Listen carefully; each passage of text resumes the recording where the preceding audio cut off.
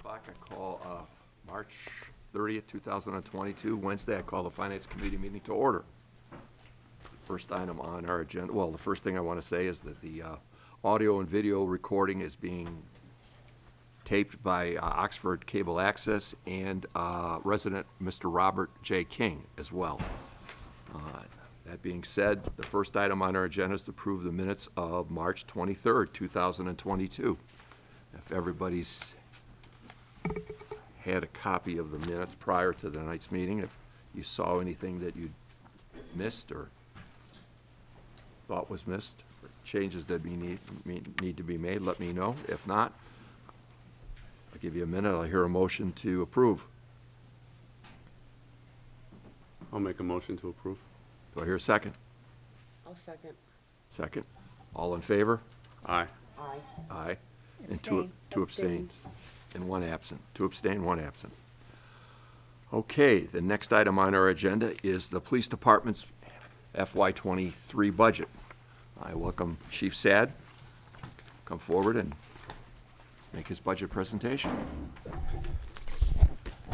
Mr. Chairman, members of the committee, good to be with you this evening to discuss the FY23 Police Department proposed budget.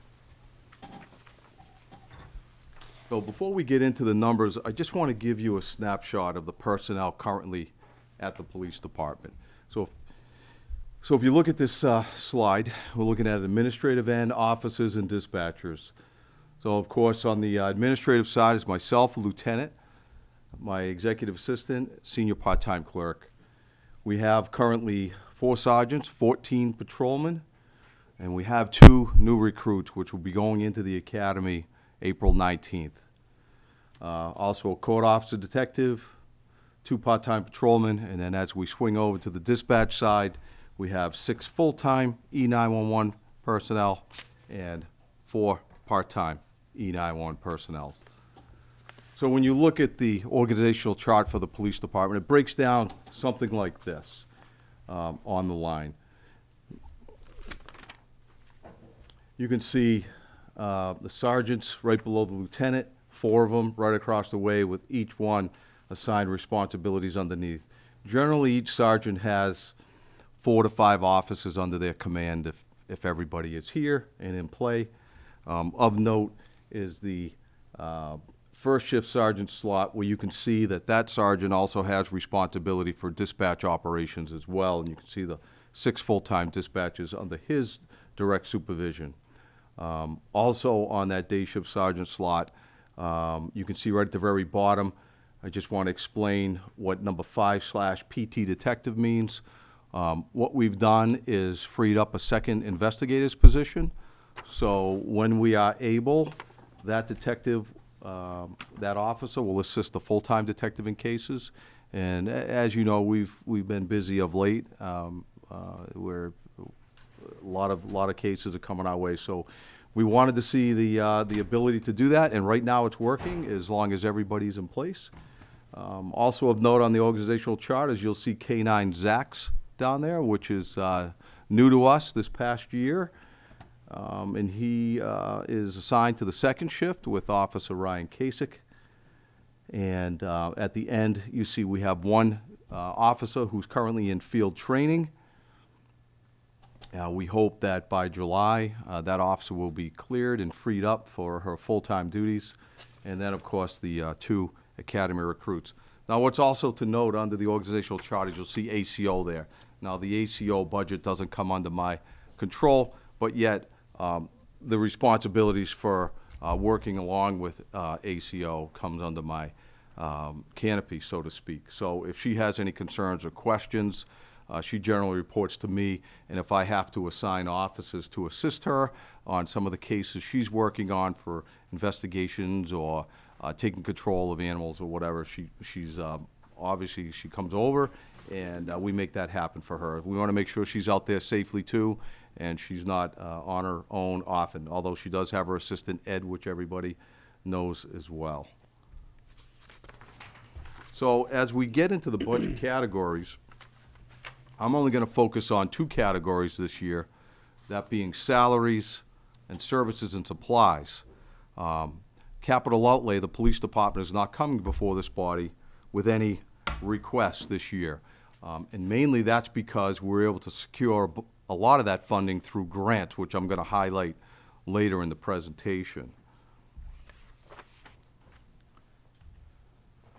So as we move to salary and payroll, which is, of course, as you know, the bulk of the police department budget, covering anywhere from 35 to 40 personnel at any given time, we're looking at an increase from last year's salary line of $82,607. And that mostly goes in line with contracts, personnel agreements that are currently in place that have to be met. The officer's contract is valid, it's good right through 2024, so we won't be looking at that until a couple of years, but the dispatch contract expires this June. So there'll be some new numbers that will be presented as of July 1. We're not exactly sure what that's gonna look like. I also put the training issue up there that we're currently confronting with the police academy. The two new hires, unexpectedly, we incurred costs of $13,000 at this point. A lot of those costs associated with our tuition fees, medicals to clear them, to go to the academy, and of course their gear. So that adds up pretty quickly. And of course, when they go to the academy, as of April 19th, they will be on the payroll at step one, entry-level police. So was it 25 weeks? It's gonna go right through October 7th. So it's about half their salary, half their annual salary before training. That's correct. And So- then the academy's what, 6,700 or 12? What is it? The academy is $3,000 per officer. So half their salary, about 29,000 roughly, and 3,000. So we've invested in those two Quite the gentlemen. investment. We'll have invested about $32,000. Yes, yes. Okay. And so these officers will be going to Haverhill, Mass. I mean, it is a hike for them. It's gonna be an hour and 10 minutes roughly, one way. Yeah. But you know what? I mean, they're teamed up, they're ready to go. They're anxious, as you can imagine, with their new appointments. They want to get going. So whether I sent them down the street to Worcester or Haverhill, I don't think it matters to them. I did have them initially signed up for the Boylston Academy. The Boylston Academy didn't start until the end of July. So we had the opportunity, there were a few seats left for this class. As a matter of fact, as soon as we signed them up, there were 3 seats left. I signed our 2 officers up, and within an hour, the other slot was taken. And so we were fortunate to get early. So that's the difference between getting these officers back this year or next year. So, Now, you're going to have some overlap with retirements? I mean, this is well, not and just also increasing. what we're doing, you know, I'm facing the loss of an officer in July. We recently hired 3, as you know. One's currently in the field training, with the anticipation of maybe addressing those future retirements to try to get ahead of it when it happens. But like I said, unexpectedly in July, I'll lose an officer. And as we move into 23 and 24, we're looking at least 4 retirements in the department. So we're gonna have to be ready to move quickly when that happens as well, to make sure that we can cover that. So that increase of 82,607, I actually dived into that a little bit further just to show you exactly where the increase in costs come into play. And you can see it and these are personnel agreements, contract issues, chief, lieutenant, the sergeants, patrol, these lines, holidays, dispatchers, and again, the big unknown with the dispatcher's contract coming up, that number I'm sure is going to be increasing. Longevity line went up. The executive assistant to make her competitive with other administrative assistants in the area, and of course our senior clerk position as well. So right now, you have 2 open slots on this budget. You have the money budgeted for it, but 2 open slots in officers and 1 in dispatch. You have 5, you have an open slot for the 6th on this printout. We have 6 full-time dispatchers right now, so we It says open here, that's why I was looking. It says, we recently hired 2 this. and I was looking for Justina, and I didn't see her on the roster either. Justina is she is the officer in field training, right? I didn't see her on the schedule for FY '23. Okay. she's not listed. And then we have the 2 full-time slots that are open, that you just mentioned, that the 2 gentlemen will be going to Haverhill. And then I have, on this printout that we have, I have 1 opening here for dispatch. I have 5 current and 1 opening, so. Okay, and that has been closed. And then we had 1 opening for let's see, part-time clerk. Looks like you filled that. You have you have a Yeah, full-time. the senior clerk's and position is Debbie, currently and then- open, and and then we're Bonnie. interviewing for that position now. Are you? Yeah. For the part-time, okay. And then you have 2 part-time that aren't listed here, Hall and Gagnère, that are intermittent, part-time officers. Yeah, Hall and Gagner. Yeah. Yeah, part-time police officers. And that's another issue too, and I know that the board is somewhat familiar with police reform based on what you've heard in the news. And as far as the part-time officers go, part of police reform is they're mandating additional training for the part-time officers. So that has been an expense as well, which has been unexpected to us this year, which will roll into FY '23. So they actually brought their level of training up substantially, which is called the bridge plan, to get these part-time officers where they need to be. Many departments have decided to let it go by the wayside because it was too expensive and they just simply didn't have the funds. And so I think you're going to find a lot of police departments shifting from the part-time officer to the full-time officer, because if the level of training has to be The same. nearly the same, then why not just make the adjustments and get all full-time police officers? So it has been quite the burden for some of the local PDs. But yes, and that's what we currently have, is just 2 intermittent part-time police officers at this point. And I would not be going before any board requesting any additional part-time officers. And for the reasons I just stated, if I needed more personnel, I would Credentials move are in the the same. direction of strictly full-time. Okay. So is this gonna, with all the, when the dust settles with retirements and 2 new hires coming on board, and the 2 that you have, and then you have Justina, are you netting the same, or are you gonna be able to increase your police force when the dust settles? Or It'll kinda be follow netting the same. We're not going to, There's no increase No. in personnel. correct. Basically, you're just preparing for Preparing for the future. but there will be some overlap with training and current, before the retirement happens, and with the training. You're kind of like 2 ships crossing in the night, so there's some additional There cost. always is. It takes so long to get an officer in training, especially if we start from ground zero, with the police academy. And then, when these officers get out of the police academy in October, there will be at least 2 to 3 months of field training, and that's what Justina is going through now. Thank God she, on her own, paid for her own training. To her credit, Yeah. And, we're getting good reviews, so we're keeping our fingers crossed. And I think we're fortunate to be able to get her on the list, first of all, which was, we got lucky with that. Otherwise, you're paying 25 weeks of salary for training, and they're not out in the field, Not out in the field. and then the 3,000 in the actual courses. Oh. So what's the retention plan on this? So, I mean, to retain these people with The all this retention investment? plan is to try to make competitive in contracts and what we're offering, the offices for pay, and giving them a great environment to work in, making sure they have the equipment that they need and deserve so they can safely work out there and address calls. But obviously, what I've seen in my career is lately, and I think most workforces have seen it, people like to move now. When you hire people, they don't necessarily stay for 20 years anymore. They after 5 to 10, they're moving on. I mean, they want to change the scenery. They want to do something different, so to speak. So what we try to do in the PD, what I've tried to do since I've been here in this seat, is to give everybody some ownership and some buy-in. Give them some responsibility, their own little niche within the police department. Whether that's investigations, K-9, drone team we have. You try to expand and make people, over and above the regular patrol functions, have other things for them to do. So those are all things that help with buy-in, but ultimately, if somebody decides they're going to move on, and that's frustrating. And one thing we have done in a recent contract is what's called a 5-year provision. So, like you said, we invest all this money in the new recruits, and then 2 years later, they come to us and say, you know what, I want a lateral, I want to go to another PD, Auburn, Charlton, wherever, and we're left holding nothing.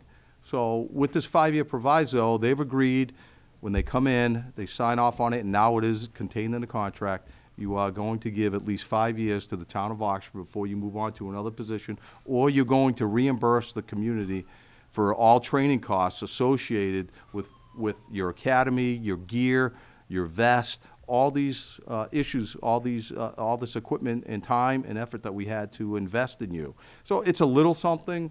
It probably works out to be, $8,000, $9,000. And generally that way that would work is if they go out, of course, they have accumulated benefits. Instead of paying them out, it would just be taken off against what they owe. And that may be the situation with this officer that's going to leave in July. It will be, because it will be before the 5 years that he leaves. So, Well, that's good to know. I mean, that you have that in place. yeah. We try, and believe me, that's probably one of the most frustrating issues for police departments now is retention and recruitment. Recruitment is tough. Recruitment, in light of everything that's going on, that we all see in the news every day, it's not a tough job, as you know. And a lot of people, these are the lowest recruitment numbers I've seen in my career here. One example would be the last civil service exam that we gave, for example, that we hired these 3 officers from. You turn back the clock 20 years ago, we would have had 30 Oxford residents, 35, 40 on that list. This last time, we had 9. And after they were vetted, we had 3 that we really wanted to give a shot to. And there's no guarantees on that either, because now there's probationary periods. Oftentimes, when officers get on the job, they realize it's not what I signed up for, and they leave and shift professions. And what I've found is a lot of people with college degrees that have options, well, they're pursuing something else. Well, So we do have the Quinn bills. we so do, there- and that helps tremendously. So, they get a 10% incentive for associates, 20 for bachelors, and 25 for a master's degree. So that was a big retention issue. That is an issue that I push for a lot with the support of the town manager in order to reinstate that, because we would lose people if we didn't offer that benefit. Yeah. Yep, all right. Any questions on, So as we move away from salaries, we look at services and supplies, and that's showing an increase of roughly $20,000, 260, from FY '22 to '23. And as I move in and we look at where those increased costs come from, and we'll see water, sewer, fuel. Now, we all know that the fuel costs are really going to be very difficult to project moving forward into FY '23. Radio equipment and maintenance, physicals, that is for the academy recruits. If we have to hire somebody else, or somebody is out with an injury off the job and they need to come back, we need to send them to get a physical and get cleared from our own independent doctor. Supplies and miscellaneous, uniforms are up, dues, and training. And of course, training is, we'd always like to put more money in training, and training is one of the most important keys to avoid any liability issues down the road that officers have to get into. so the maintenance is, it's not, it says vehicle maintenance, and what do we have here? On your vehicle fleet, $2,000, Well, that's tires? what occurred Lubes. when That's not, that's not, that line That's- was larger for us. And when DPW Director Dival was here, the DPW actually took over that line for repairs. So we shifted that over. That $2,000 is just to cover miscellaneous things that come up with the cruisers, floor mats, car washings, all the incidental things through incidentals, the not year. not the Yeah, tires. it's not like to have them repaired. And as we move into the cruisers, we'll discuss it a little bit further. But we always purchase the extended warranties with the cruisers, which helps tremendously. So we spend a few extra thousand up front, but in the long run, because of the amount of mileage they get on them and the beating they take, it definitely pays off. And as I indicate up there, they're maintained by our DPW, which does a great job. We have a couple of really experienced mechanics down there who are great to work with, Mike and Tom Berg.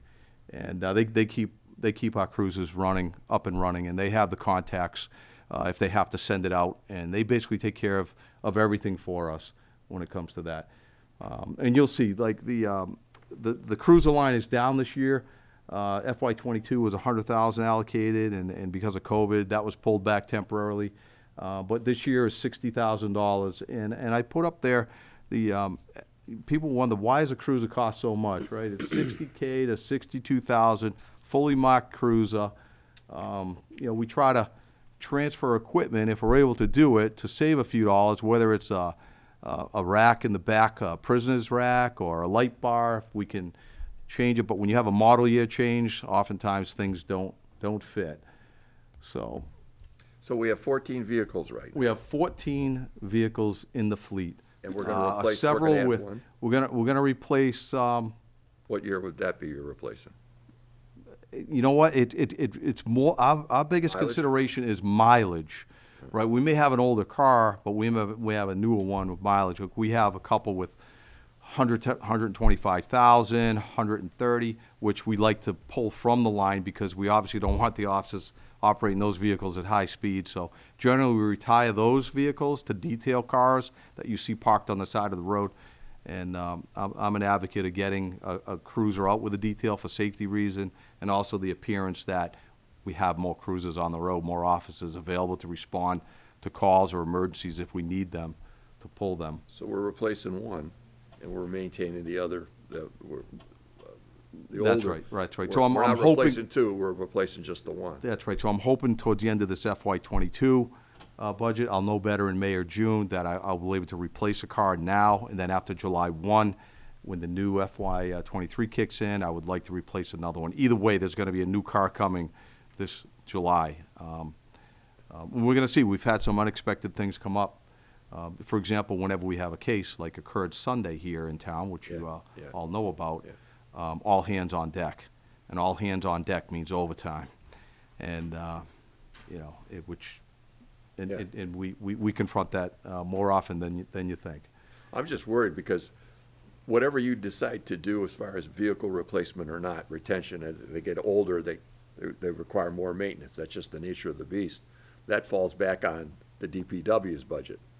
You see what Correct. I'm saying? So if you're not in communication with what you're going to do, whether it's you or one of the other departments that have vehicles, and you're going to retain those older vehicles, Right. that has to be reflected in their budget. And that's why that decision, when it's made as to what car rolls out, John, is the DPW and the mechanics are involved in that decision.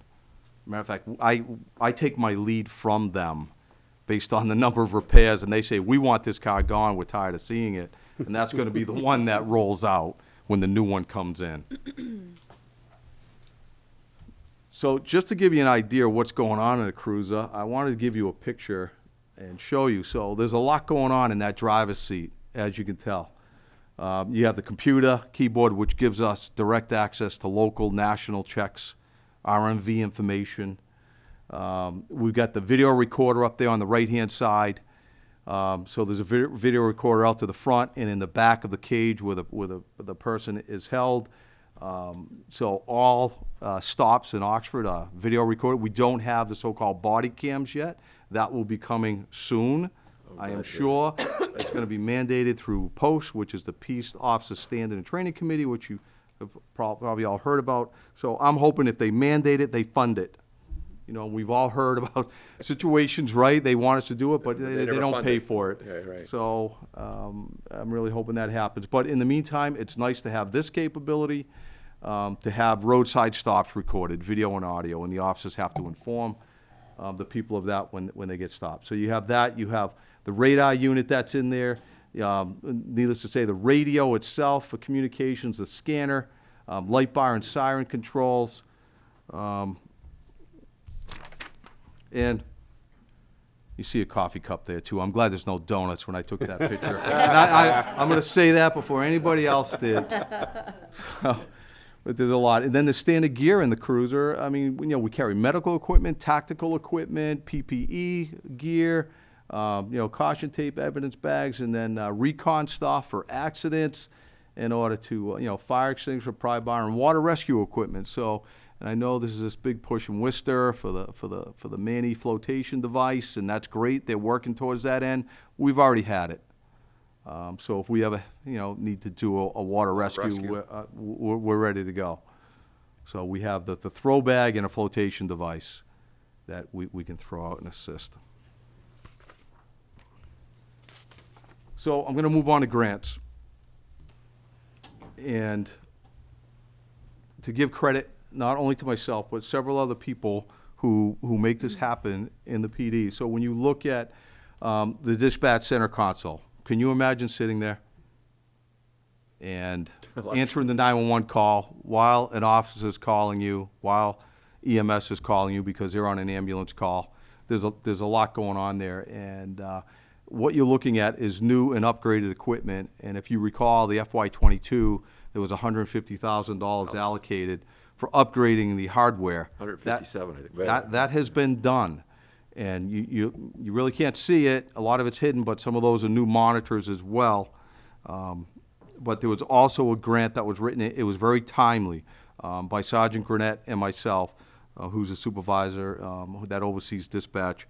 And with the support of the town manager, we were able to get the Mass Community Compact IT grant for $47,588, which we're able to upgrade the emergency dispatch software, which is going to greatly enhance their capability to more efficiently and effectively dispatch the calls. And once that's up and running, the dispatcher will actually be cued on screen as to what resources should be sent to different calls, depending on what the nature of the call is.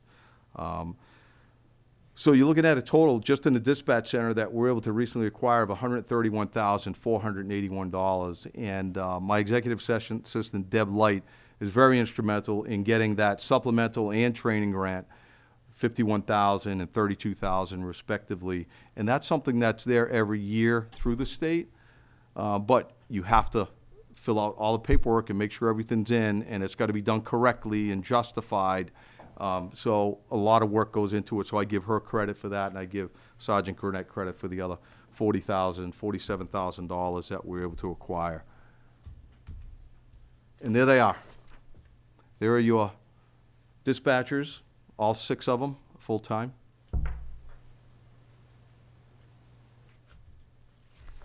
Now, why, I'll go back to why are only 5, there's one that says open on this sheet. What happened there? Was that a new I don't hire? know what sheet you're looking at. I'm looking at John. what was, we were given as far as a roster for FY '23, as far as the police department, patrol, under dispatchers. Under, yeah, Perhaps they didn't 5112. hit the- I have all the names. I have Natalie, I have Parker, I have Summers, Webster. Looking at the- Oh, that, I don't have that in front of Oh, me. you have it now. I do now. So I'm missing one. Okay. One to be named. One to be named. Well, It would be nice to have an update, yeah. I got Stephanie. we have 2 Stephanies now. Yes, we have 2. I have both. I have Brianna, Brianna, I have Joanna, Daniel. Daniel, and an open. Trina Deary, is she there? There you go. No. Let me get back.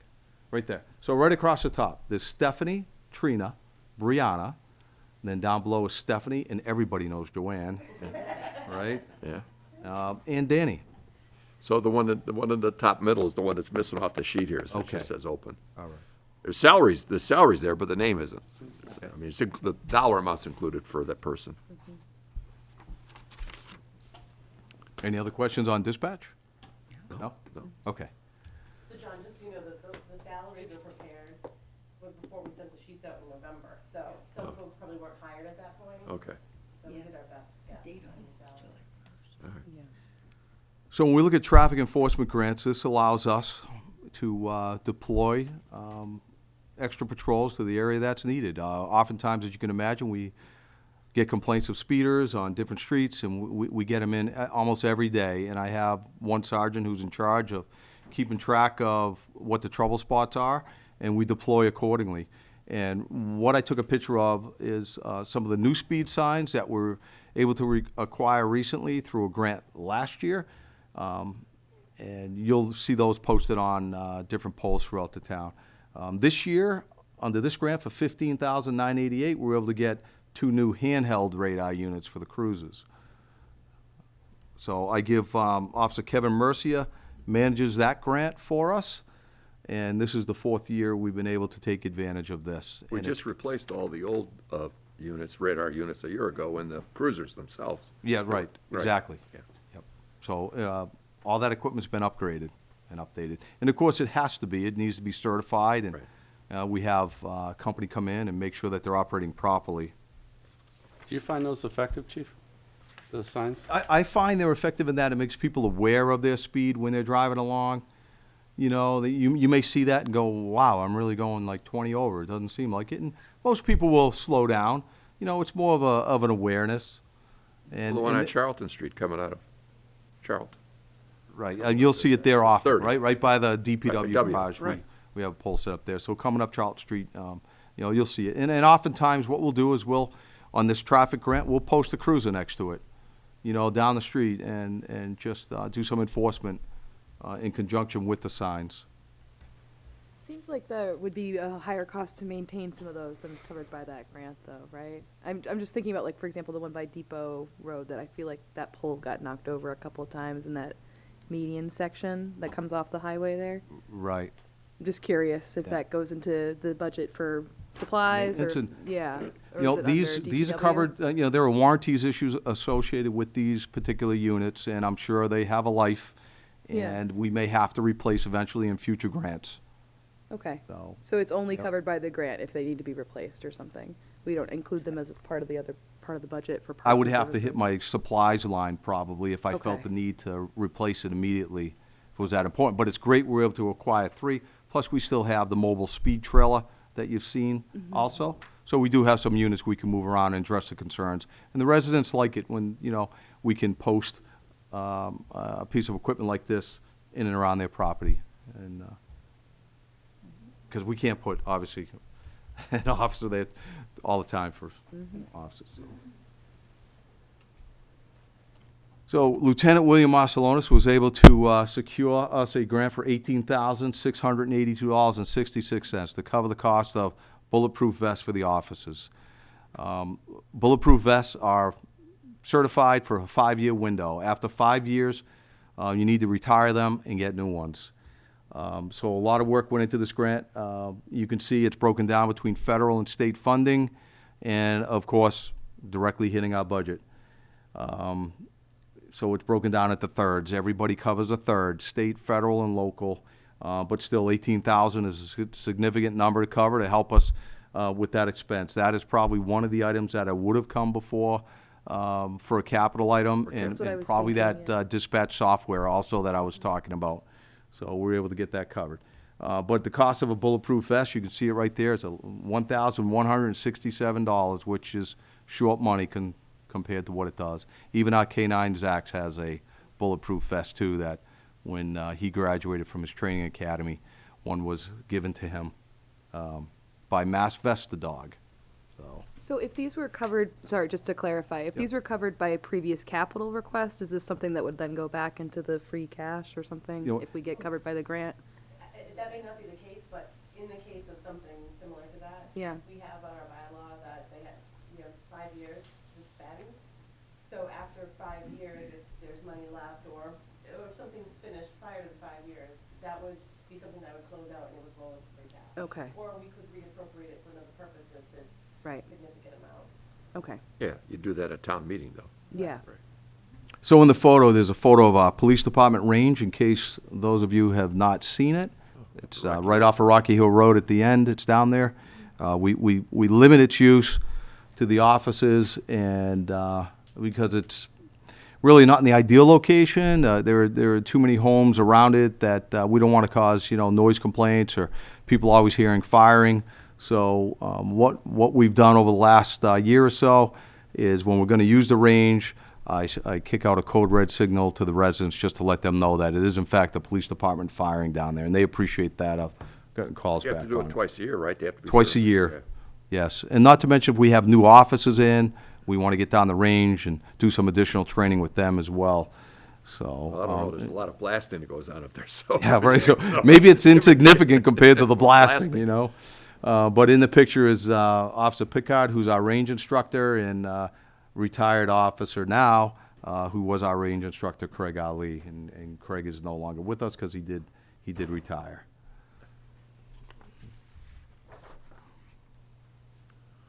And here is our K-9 Zax, an Officer Kasich. I want to give credit to Officer Kasich and Sergeant Burdette as well. They were able to secure some grant funding for us also.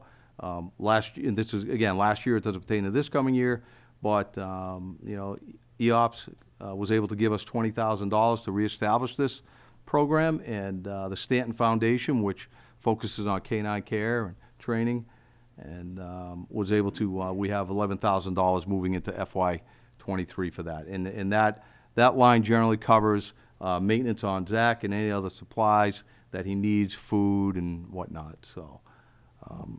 But he's a great-looking boy, isn't he? Yeah.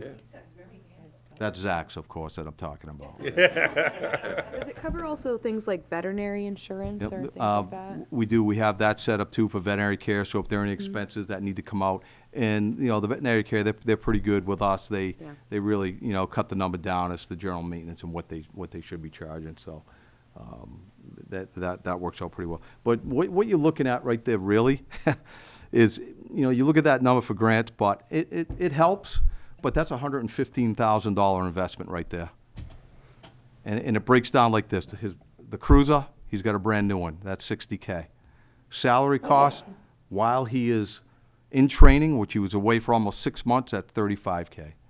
And, of course, the grant help. So, you know, fortunately, you know, from our previous K-9 we had, I don't know if you remember K-9 Yago when Sergeant Barrett had him, but Selectman LaMarche had built a really nice kennel, so we were able to retain that, and we're using that kennel for him too, which is set up.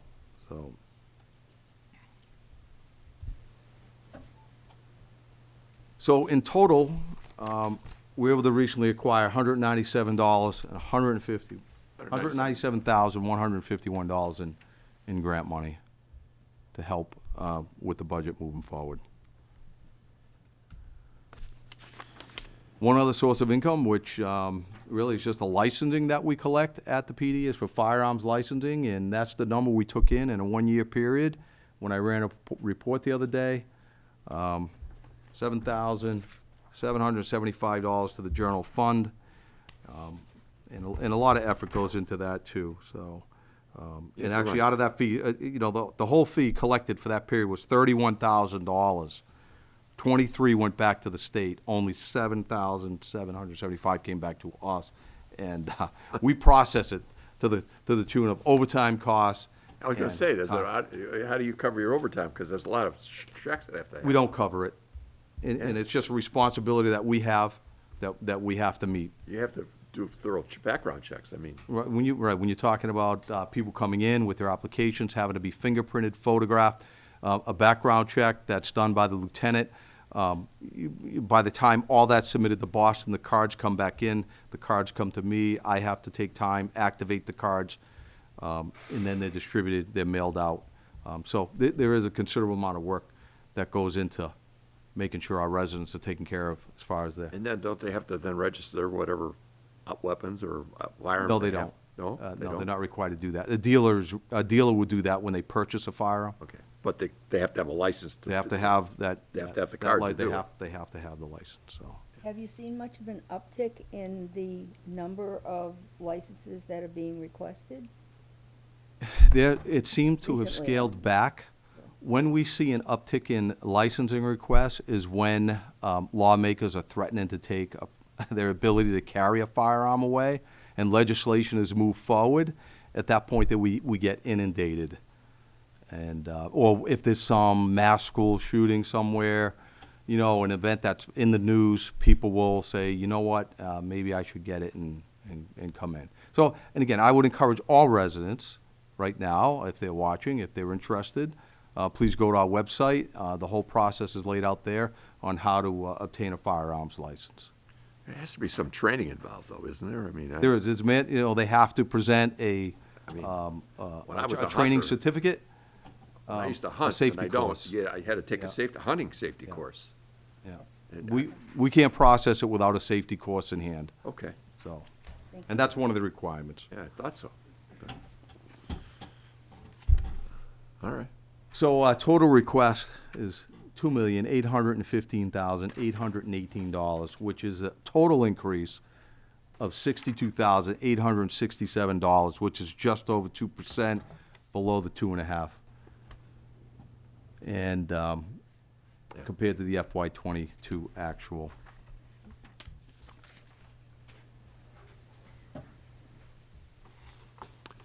And with that, that's my presentation. I'd be more than happy to answer any questions or concerns that you may have. Any committee members have any questions of Chief Sad? Just a couple. So the FY '22 actual, is that a relatively new? I know we didn't have that for some of the other budgets, just, I thought we had 21 actual, but not 22 actual. Oh, actual? Yeah. 22 actual is not yet. It's not, because we still got 3 months. Okay, that's what I was Yeah. wondering, because that's Yep. also different than the budget. Right. 50, yeah, because we have, for 22, what is it, 2.548 budgeted? So just curious where that number came from. $1,752,951 Okay. on FY '22. Oh, I see it. Okay, thank you for helping me there.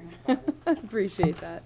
I did actually want to ask about the overtime also, because I noticed that's not quite back up to the fiscal year 20 number, but it is up a little bit from the 21 number. Is that just due to the officers, or is there a reason for the increase in overtime?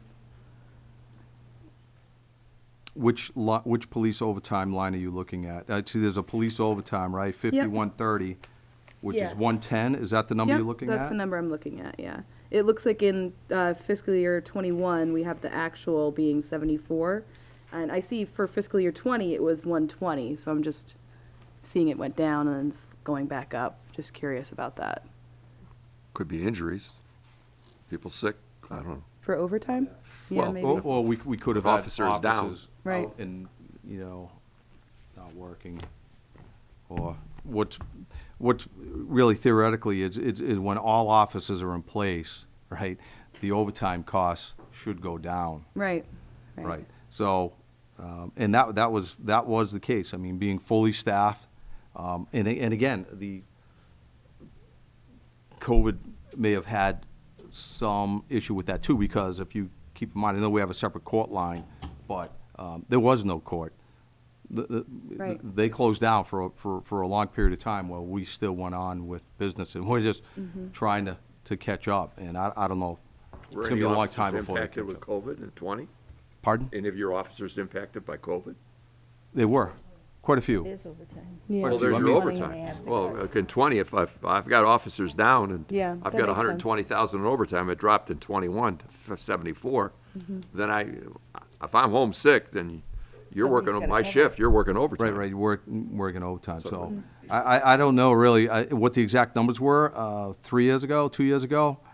But, 20 I is mean, one. there are those variables, that, sometimes you just can't put your thumb on, you just can't account for it. But Well, we got the same, FY '22 and FY '23, the overtime line is budgeted. It's the same. It's the same, 110, and hopefully it's gonna be less. Again, that's all injuries and unforeseen things that happen. Like you just said, we had an event, it was all hands on deck. That's right. Yep. Or, unexpectedly officers leave and move on for whatever reason. And then, as you mentioned, you're covering shifts with time and a half, Yeah, you don't wanna do that if you don't have to, Right. but you have to have a presence out in the community, so, you don't have a choice. And you have to respond to calls. That's exactly right. We don't have a choice, just like we didn't have a choice during COVID. And fire, EMS, police, we were all frontline workers. Everybody was out there, and I guess I just gotta say, everybody, just did a tremendous, stellar job and facing the unknown head on, and they all stood by their oath of office Putting their health at risk, and their families. yeah. Yeah. All right, Chief, that was a very good presentation, thank you so much. You're welcome. It's nice to see that Thanks, you're Chief. you're You're welcome. actively seeking monies besides just relying on the levy to operate your department. That's great to see that. Thank you. Have a great night. You too, thank you again. All right.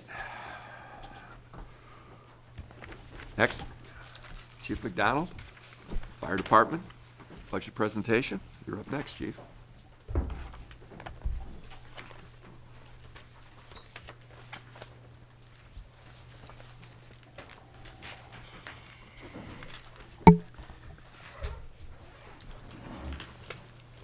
Thank you, Mr. Chairman. Good evening, ladies and gentlemen of the Finance Committee. Evening.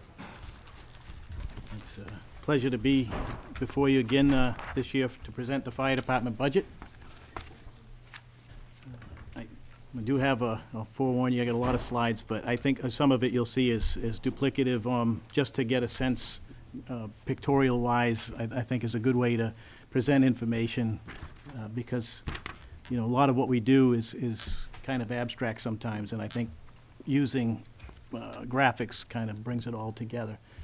So what I want to go over tonight with you is talk about our mission, the description that we use in terms of what we do as an emergency service organization, talk about our current staff deployment, how we respond to emergencies and in what formats we do that in.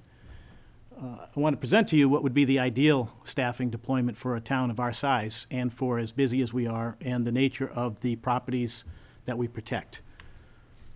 Then I'll talk about our proposed staff deployment because, as you'll see, I'm sure you've noticed already some increases there in what we're looking to do with the fire department budget. And then go over the budget proposal that we have to meet that, what the differences are and what we've asked over previous years.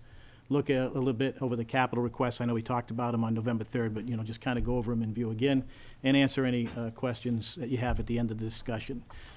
You know, I know questions may come up during the presentation, but I think as you see the program progress, some of those questions may be answered for you. So with that, the mission of the Oxford Fire and Emergency Services is to protect life and property from fire or the risk of fire, prevent fires from occurring in our community, control and extinguish fires when they occur, provide for paramedic-level emergency medical service, and protect life, property, and the environment from the detrimental effects of hazardous materials. In describing what we do, the Oxford Fire and Emergency Services is a combination career and on-call fire department consisting of 19 full-time firefighters and officers and approximately 15 on-call firefighters and EMS providers. We proudly serve a 26-square-mile residential, industrial, and commercial community with a population of almost 14,000. We are an all-hazard-based emergency service organization that provides for preparedness, mitigation, response, and recovery operations for fire, emergency medical, hazmat, and other natural man-made disasters. So we do it all, essentially, is what that means. Our core expertise consists of community risk reduction and prevention and fire inspections, and that's our primary mission, to prevent fire or any other type of emergency from happening before it begins, and being prepared to do so if they do happen. We do this through a number of programs. We do some of this through engineering and site plan review when we're talking about new construction or proposed changes to construction in existing buildings. We provide public education and awareness, especially to our most vulnerable populations, the seniors and children. We provide for fire suppression, and that's the full range of what you may face, either structural firefighting or wild and urban interface by the nature of our community. We provide emergency medical services at the advanced life support paramedic level, and we do some hazardous materials mitigation in terms of the operations level, mostly defensive type operations. And again, getting into that emergency management function of preparing the community through preparedness, training, response, recovery, and mitigation services. This is our current structure in the org chart. Chief of department with an associated support staff. I have an administrative assistant, and I do have an on-call part-time member who serves as a chief's aide and accountability person to help us out on emergency calls to keep track of our personnel. That was one of the things that came out in the MRI, Municipal Resources Incorporated report on how we can better provide for the safety and tracking of our personnel in emergency scenes. And we have a fire chaplain, Father Andrew Dorellis. We have two divisions. We have a North Division and a South Division now. We have two stations, as you know, because Oxford is very long and spread out. So our response times to the north, if we had one station down here in the south, would take us 15 to 20 minutes to get up there. So we have two divisions. The North Division is Station 2. That is commanded by Deputy Chief Ken Sellers, and we have the South Division with Deputy Chief John Belanger. And they both assist me. They kind of have those geographic duties, and they also have specific functional duties within the department. So we have like a matrix, if you will, organizational chart. Deputy Belanger assists me with staffing, budgetary stuff, and administration, while Deputy Chief Sellers takes care of community risk reduction, fire prevention, and technical services. Under each one of them, we have the 4 operations groups which staff the 4 individual shifts that provide for the 24/7 coverage for ambulance and fire. That's comprised of the full-time firefighter, EMTs, as well as the call department. We provide real property protection for 5,584 buildings in the community. That's residential, commercial, industrial, and agricultural facilities that, on the last assessment, were valued at $1.5 billion. That's how much the town of Oxford is worth.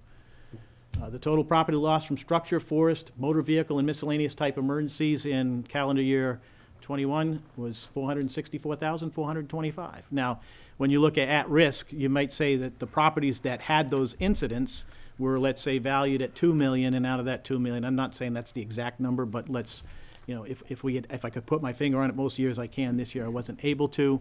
There was $464,000 worth of loss, and let's say $2 million at risk, which, when you look at what the service we provide and how quickly we're able to take care of those incidents, it's a pretty good response for the small staff that we have. I'm quite proud of the men and women who do the job and protect the citizens.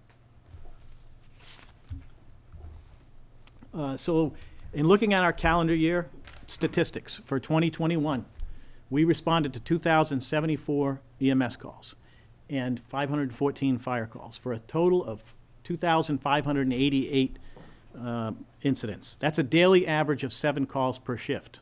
That may not sound like a lot, but actually in our realm, it's pretty busy for us. That means that the average call, whether it be a fire call or an emergency medical call, the average call is about an hour and a half. So that means that 10 and a half hours out of every 24-hour shift that our people are going out, they're out of the station. And they're in the station for the remainder of that time, which is about 4 to 6 hours. That gives them the time to check out and inspect the vehicles, because that has to be done every day to make sure that they're operational. To check the tools and equipment on all the ambulances and on the fire trucks, to do any reports that they have. Anytime we come in contact with a patient or we go to an emergency incident, we have to document that in the National Fire Incident Reporting System. And so they have to do those kind of works. And every other thing you can think of, maintenance on tools and equipment and general cleaning up around the fire station, all has to be done in those remaining hours. And somewhere in that time frame, they have to have some crew rest periods so they can prepare to go out on those calls. So their average shift is what, 10 hours? Is it No, they work 24-hour shifts. 24-hour shifts? Yep. And what's the 10.6 hours? They're out of the station. Out of a 24-hour period, crews are out of the station, actively engaged in emergency operations for 10 and a half hours every day, based on those At least statistics. 14 hours that they're back in the station? Right. And the remainder of that time has to be, basically 6 to 8 hours of crew rest, and plus the other time, to do the reports and everything else, eat their lunch and It leaves about 6 or 7 hours to do the others, all right. yeah. So, again, there's some days they may come in and have 1 or 2 runs. I don't think we have had a day where there's been no calls in a long time. There's at least 3, and I do on Facebook, I try to every morning, I think I missed today, but I do try to do our run statistics on Facebook to show, which station's responding where and how many times, so people get a good So sense of that. daily average, 7 calls per shift, is that 24, in a 24-hour period? That's a shift, that's what I'm trying to get, shift is That's correct. 24 hours. So 7 calls a day, On basically. average, yes. Okay. Yep, there's days we have 14 calls. I think there was one day, I think it was about 3 months ago, we had 17 calls in one shift, one 24-hour period, from 7 a.m. to 7 a.m. Mostly Lieutenant Fitzgibbons, I think. Whenever he's on duty, I don't expect to see him much. He's in the audience tonight.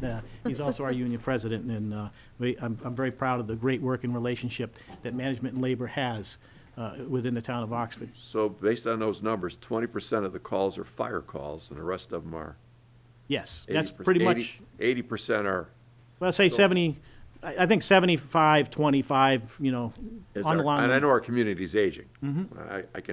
I'm part of that aging component, but, so 80% So this is almost like the role is shifting here as far as the services. It seems like we're more Well, EMS than we are fire. I'm just, that's been consistent for actually a Yeah. couple decades. Yeah. You know, because we're one of the few agencies that is fully tasked with putting ourselves out of business. That's our major, function. And sometimes when you try to say, relate how well you've done your job, how do you measure what didn't happen?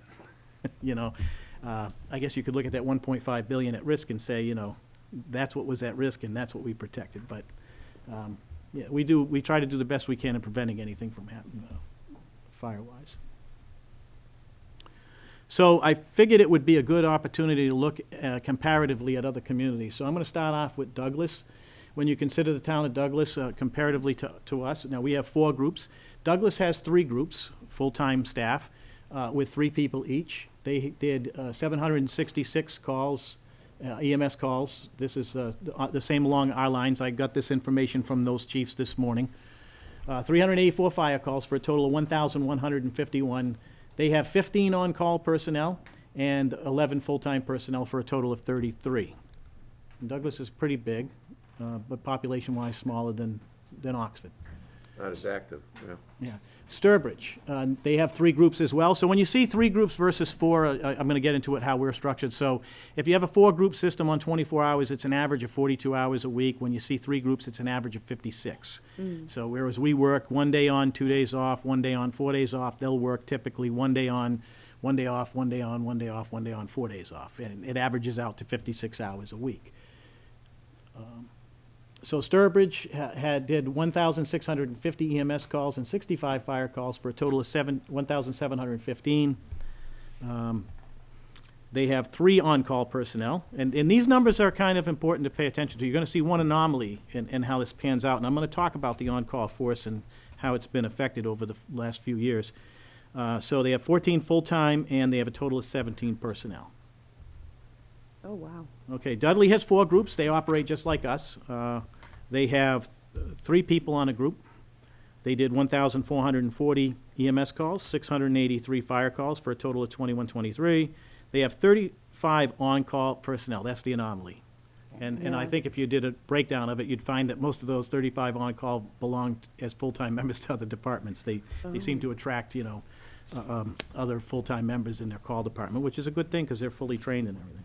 Right. They have 14 full-time personnel for a total of 49. Seems like we're a very sick community compared to other communities. I think you'll see I think it's really a factor of Oh, really? population. It really is.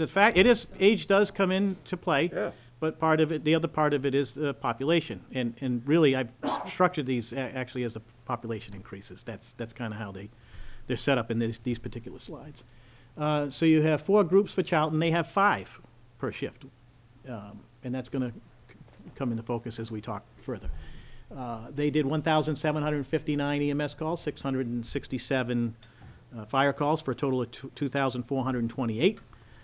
They have 5 on-call personnel, and they have 23 full-time personnel for a total of 28. Southbridge, they have 4 groups as well. There's 6 per group for full-time staff. They did 2,758 EMS calls, 696 fire calls for a total of 3,454. They have 6 on-call personnel. Number of full-time personnel is 27 for a total of 33. Now, I'm just going to talk a little bit more about this because that's where I started my career in the fire service in 1980. And there was 29 full-timers back then. I want to say somewhere in the range of 35 or 40 call personnel and about 20 auxiliaries when they still had the civil defense auxiliary. So you can see the decline from 1980 till now just in that example. Then we turn to what I would call the crown jewel of Worcester County in terms of fire departments that have experienced the greatest growth spurt and really, I think, set the benchmark for others to follow, and that's Auburn. They have 4 groups as well. There's 9 per group. They also just now recently put on an impact truck for so they can staff a 3rd ambulance. The way they staff things is they have a fully staffed engine and 2 fully staffed ambulances. And now they have a 3rd ambulance that they put on during certain hours during the day. So they are actually at 11 sometimes. They had a fire recently on Annaberry Lane last weekend. And it had the potential to be a very serious fire. But that incident goes to show what happens when you have the proper staffing to stop fire. They kept a multi-family building to a room and contents fire Wow. because they were able to get there. They did call in the normal staffing for mutual aid from the rest of us. I ended up going in, we had a crew come, our crews from Oxford went. But we ended up, just being there to support them because they were able to take care of it, because they had a good response. So 3,263 EMS calls, 1,263 fire calls, for a total of 4,526. They have no call personnel. They've segued to fully, They can afford it. yeah, They got a shopping center. exactly. I wish we had a couple of those. Yeah. Yeah, that'd be So nice. 41 personnel total. So when you break that down and we look at the average number of calls per day by community, Oxford's number 3 out of all of those. Right.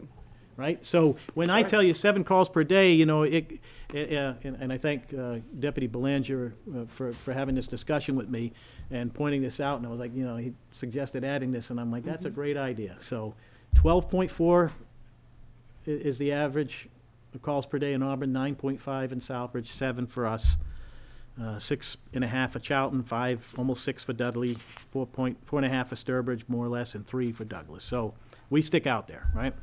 Do you have also the numbers by town, like the same? I know you just did by each town, but I'm wondering if you have a list like this. It's just very impactful from a visual perspective. Yes, if I had it which way for, For the same, you have calls, number of calls per day. I'm wondering about the number of, yeah. oh, EMS versus fire. Yeah, this is all broken down, it would just be That's about essentially, 80%. yeah, 80/20 or 80%. 75/25. And then versus the number like of staffing, because there's quite a difference in the way that the models are set Now, there are up. two other communities, Grafton and Millbury, that are all on That's a good call. point too. Correct. Didn't include. No, I didn't include them, and the reason I didn't is because they don't do ambulance service.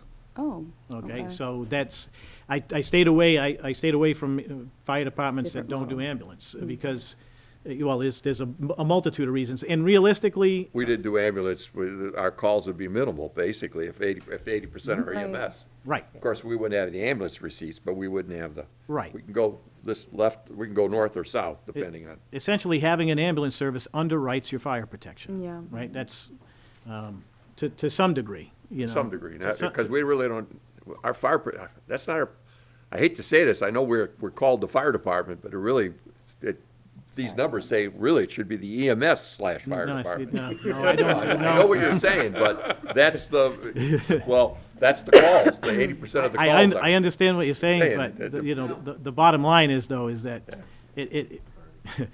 so we're very good at what we do on a daily basis, and we have to train on the things that we don't exercise Yes. very often. And, so I understand what you're saying, but the whole concept of having fire-based EMS is because, you still have those fires. Yeah. And you want them to be as few as, you want the EMS Now runs to we're go right. down too, I but you mean, just, with our new building code, everything has to be sprinkled. I mean, you name it, just about all, depending on the. No, we're not- talking about commercial properties, just about Oh, everything, for no, new not, buildings. not everything. quite a bit. We've expanded the codes. No, it still only encompasses anything over 7,500 square feet, Right. and there's, the key, so industrial and commercial facilities, I agree with what you're saying, because there's some impact there. Right. But where we see the greatest loss is where there's a failure to supply or to require residential sprinklers. Right. So, and the thing is, there's never been a major life loss in a sprinklered building. So, in everybody, when I say everybody, the building community, the builders who talk about costs and everything, they say more smoke detectors, et cetera. Well, smoke detectors give you early warning.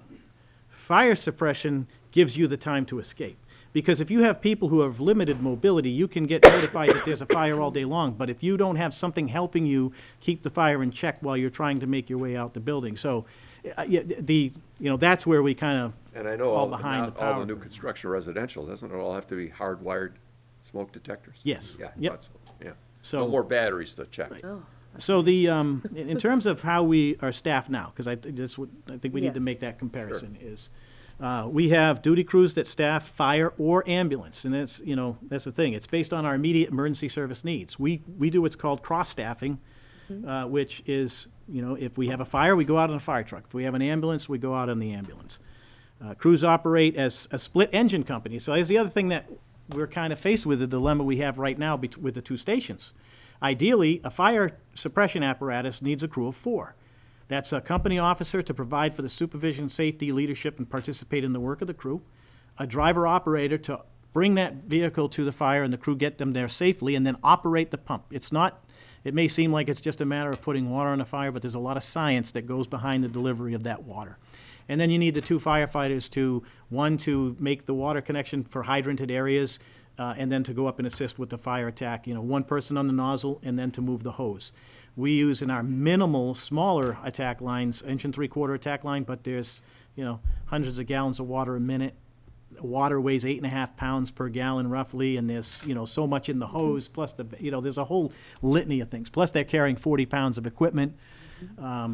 And besides attacking the fire, there's a host of other things to do. But the way we're staffed right now is, we have 2 at Station 1 and 2 at Station 2, because that's what we can afford right now.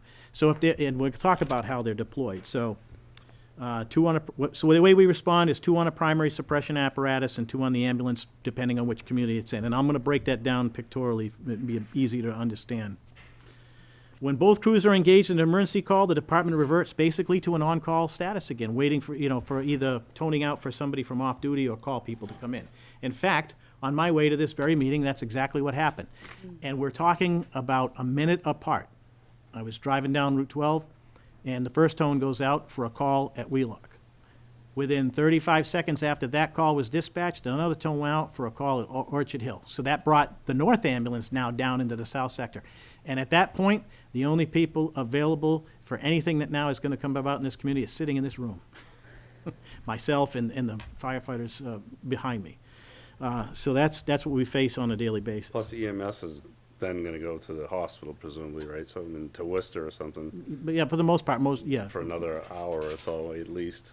Yes, and there has been issues lately with what's called, you may have heard, they call it holding the wall is what it's referred to. And that's where the hospitals, it was really critical during COVID because they had so many patients and there was so much overflow that they could not receive our patients. So our crews were left to stay there with the patients, sometimes 2 hours, 3 hours. The crews did a real good job of reporting to me every time this happened so we could keep track of it and try to address it through the district EMS council.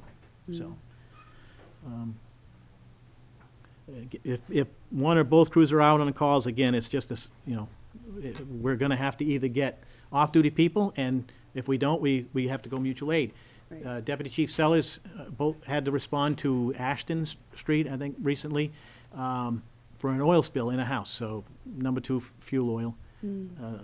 We could not we did an all-call, off-duty personnel wanted available, and we didn't get any call people respond. I think 1 call person responded in, and I'm going to talk about why that is a factor now, or may be happening. How many, when we had the bathroom fire at the school, how many other companies from other towns responded besides Oxford? That's a good question. We had, of course, us, Auburn. Yeah. We had 2 units from Auburn. We had a unit from Sutton. We had units from Leicester. Yeah. And there may be one more town I I'm think there are missing. about 5 units. Dudley, I think. Yeah, yeah. And then Towns. Dudley came in and did an emergency ambulance service call for us because of that, Yeah, by the there was nature. quite a huge response from other communities. Yeah, well, that's a special hazard. The number of, when you have a reported structure fire in a school, and, you want to get as many resources there in case it's bigger than it is. And even still, for as small as the fire may have been, it produced a lot of smoke, and then we had to vacate the smoke room by room in the areas where it accumulated. Say, So- mutual aid is, Very Yeah. important, Yeah. So we called in a crew from Auburn for that incident. So Deputy Chief Sellers was in charge, and Auburn came in, and we really have, when you look at Charlton, Auburn, Dudley, and us, we have an automatic aid, really, agreement. Any working fire, they're automatically coming in, and they know that, and the dispatchers automatically dispatch them, So, again, breaking this down pictorially, because I think this really kind of puts it into perspective. This is what we have right now. You have a chief, the 2 deputies, a captain, and 3 lieutenants. They're the operations people. Then they have, they run the 4 shifts, which each have 3 for a total of 4 on each shift. how many are paramedics? Oh, boy. You know, Yeah, I John, think I you should got- have that number right off the I top think of my I do. head. I think Deputy So- Chief Ballinger, Yep. the The captains are captain is, paramedics. the three- all the the- lieutenants and captains Those are all paramedics, and then you have 5 other full-time fire department people that are paramedics. So essentially, right, You have there's always a paramedic unit in each station. We operate at a paramedic basic level. There's one shift that has one crew that is 2 paramedics right now, You have 10 paramedics full-time. pretty much. On yeah. your on-call, you have 5 paramedics that are Right, yeah. full-time. I mean, not Well, part-time, we've but had full- some but part- leave. We have had some The rest leave. of them are, you got 2 advanced EMTs, and the rest are EMTs. Well, we're down to 1 advanced EMT Well, you now. were too, maybe it's, the deck's changed. Yeah, it My has, yeah. question is, why aren't we training the other EMTs to be paramedics? Costs money. It's not in your training budget. It's about $20,000 per person, and it takes about 2 years. Yeah. And at 60 hours at Quinsigamond, a lot of it can be done online. You could go to Southbridge. I'm just saying, there's a lot of opportunity here for them to go up in a level in a pay grade and instead of, because others that are paramedics have a higher pay grade, we could promote from within. Right. Upgrade our staff, invest in the people, and it's like Chief Sad just said, have that commitment, that 5-year commitment that he has in his contract, so that we're not being poached by other communities. Invest in the people, invest in them. They invest in us, we invest in them. It's a Yes. win-win Yeah. for everybody. And now, because 80% of the calls are EMS, whether we like to hear that or not, that's the truth. It is, yes. We have paramedics at all levels. And the other thing to do is with the part-time, with the on-call fire, which you touched on, other department heads, a lot of the departments, they have their, I'm a heavy equipment operator at DPW. I'm a teacher, I'm this, I'm that. I work within the community. Outreach for them, and them to also be trained to be EMTs or paramedics or some other roles as far as being on call. We could talk to our other departments within our own community to see, because you have 5 vacancies on call right now, 5 on-field slots. Correct. All right. I'm going to get to that. I'm just saying, I'm just Well, I'm so- looking at what their numbers, what you've already said on numbers, and I'm saying, now, all I'm seeing is paramedics. And I'm wondering why our full-time EMS people that are full-time are not wanting to become higher, in a higher pay grade and take, and get the investment and training with us and make a commitment to the community to be So- a paramedic. So I think I can answer that. First off, again, it's a 2-year commitment, and it's about $20,000. So Hear that? So if we had that for the community to give that, well, you and I have talked about this before. Yes, but where you I could- talk about it in concept with what Chief Sad said about the 5-year commitment, that if we're going to invest in them, they're not, and they're going to walk away before that 5 years. There's money due us. Yeah, other departments that I've worked in where we had the capability to come up with the money to pay for that. We did this in Munson. I had 2 people that's how we actually went from the ALS advanced level to paramedic level in Munson, and actually started that program in Dudley, where we were able to get either grant money or in the case of Dudley, I think it was fronted by the Firefighters Association. They paid, but of course, paramedic wasn't $20,000 back then. It was a little less. But then we did sign that agreement with them that if they I left. think it's around 12 at Quinsigamond. It's 60 hours, the courses and the credit hours is around $13,000. It's an 18-month program, and 60 credit hours, right? well, semester hours. Semester but credits. That's for a That's over a degree, 2-year yeah. period, yeah. Yeah, the problem is too, is that, so, a few years ago, the Commonwealth adopted the National Core Competency Requirements of National Registry, which now meant the requirements were more stringent. So we saw a lot of the mom-and-pop type operations for these types of training programs drop off because they couldn't afford to be accredited. Springfield, and the thing is that it's, some of the requirements are so cumbersome to some degree that this Springfield College stopped their paramedic program because it's become very expensive and very pricey, and the amount of time it takes that people don't have the commitment to, they saw the enrollment drop off. So it's a little bit more complex than that. I just see the need there. I mean, I agree. If you were coming to my aid, I'd feel great about having a paramedic on board as opposed to, nothing against an EMS, but I mean, the best quality, the higher expertise, I mean, it's my life. If I had to choose, I'd like to have a paramedic ride with me to the hospital. Right, but it's also something that somebody wants to really have to do to be able to put that time in. Right. And keep in mind that you're Very good. talking, but keep in mind, you're talking about people with young families and, you know, they're working multiple How much jobs. of that can be done offline? I don't know today. You Some of still us have will. to sit down at Well, the computer and you have to do it. Yeah, So, So I just think there's an opportunity here, working with some of these full-time Right. fire department One- personnel to see if they're, any if of them there's are an interested. interest, if there's an interest, well then, Yeah. and to that point, I think we had in fiscal year 20 allocated 11,000 for training, education, and dues, and now we're down to, it looks like 7,500. Right. So that doesn't cover even a little No. bit of interest and in that, you know, that's for a variety of trainings, that's Right. for, you know, that's To also keep you for our guys up to recertification certification. requirements Right. and whatnot every year, so it's, there's a shortage of paramedics in the Commonwealth Right. statewide. Right. It- I'm just it's- surprised you have 5 on-call paramedics. That Well, really at least blew it's my- not 45, That are right? qualified as paramedics, that are on call. 5. That shocked me. That, As opposed to that full-time, that you was mean? that was a pleasant shock, but it was a shock. Well, we Well- do have, you know, actually, some of those are not active, and I'm gonna get into that when I get to the slide, so, Yeah, please. Go ahead. all right. So again, breaking this down, just how it looks in terms of staffing, you know, the administration section. So there they go again. So tone's going off and they're on their way again. You have the 4 of us that work in administration and then the shift broken down, staffing either an ambulance or a fire truck. 19 uniformed, 1 civilian support. So that's what it looks like station-wise, you know. Again, the pictorials help.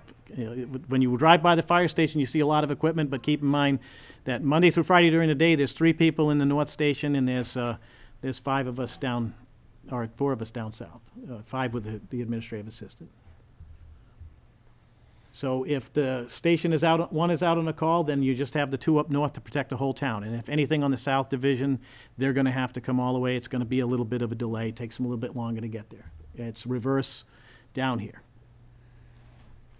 And then again, if there's nobody in the station, it's gonna be, realistically, if it's Monday through Friday during the day, you're gonna get the 2 deputies and me. And back, you know, several months ago, we had one of those car carrier trucks, not the big tractor trailer ones, but the smaller, medium-sized ones, that caught fire. And both ambulances were out on a call, and it was myself, Deputy Chief Belanger, and Deputy Chief Sellers. So Ken Sellers was on the nozzle, I was backing him up, and John was on the pump. We came in 3 different vehicles, and were able to get the job done, but you'd rather have us at a desk, I think, at our age. And with a little levity there. So again, it's Station 1, they're either going to come, if it's the fire's down in Station 1's district, the engine's coming out of Station 1, the crew up north is coming down. They have air packs and all of their protective clothing on the ambulance and, you know, vice versa. And they're going to come to your house and they're going to make up that crew if you need them. And it works in reverse up north. So that's how we deploy it. That's the best way we can do it more efficiently right now. And of course, if it's a working fire, we're going to go to a first alarm and second alarm. That's going to bring in off-duty Oh, you're off. people, on-call Off. people, and then our second alarm is automatic aid from Other communities. Other communities, Which yeah. seems to work pretty well. It does, yeah. We've got a great relationship with our mutual aid partners. So let's talk about the on-call staff, right? What is an on-call person? Well, they're an intermittent employee that's available to respond to a variety of crises to supplement full-time firefighting staff. They work in other occupations and come at their convenience when their time permits. They must meet the same training requirements, the minimum training and certification requirements of a full-time career firefighter. So, whereas full-time Credentially, they're the same then.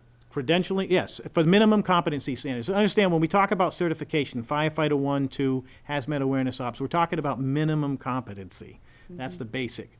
So the Career Academy, they get somewhere in the range of 480 to 500 hours of training. The Call Volunteer Program, and that's done over 10 weeks, 11 weeks, it depends on how they, you know, modify the curriculum. They go Monday through Friday. Usually that's done after you appoint them. You have to operate short while that person, just like the police do, while that person goes to the academy.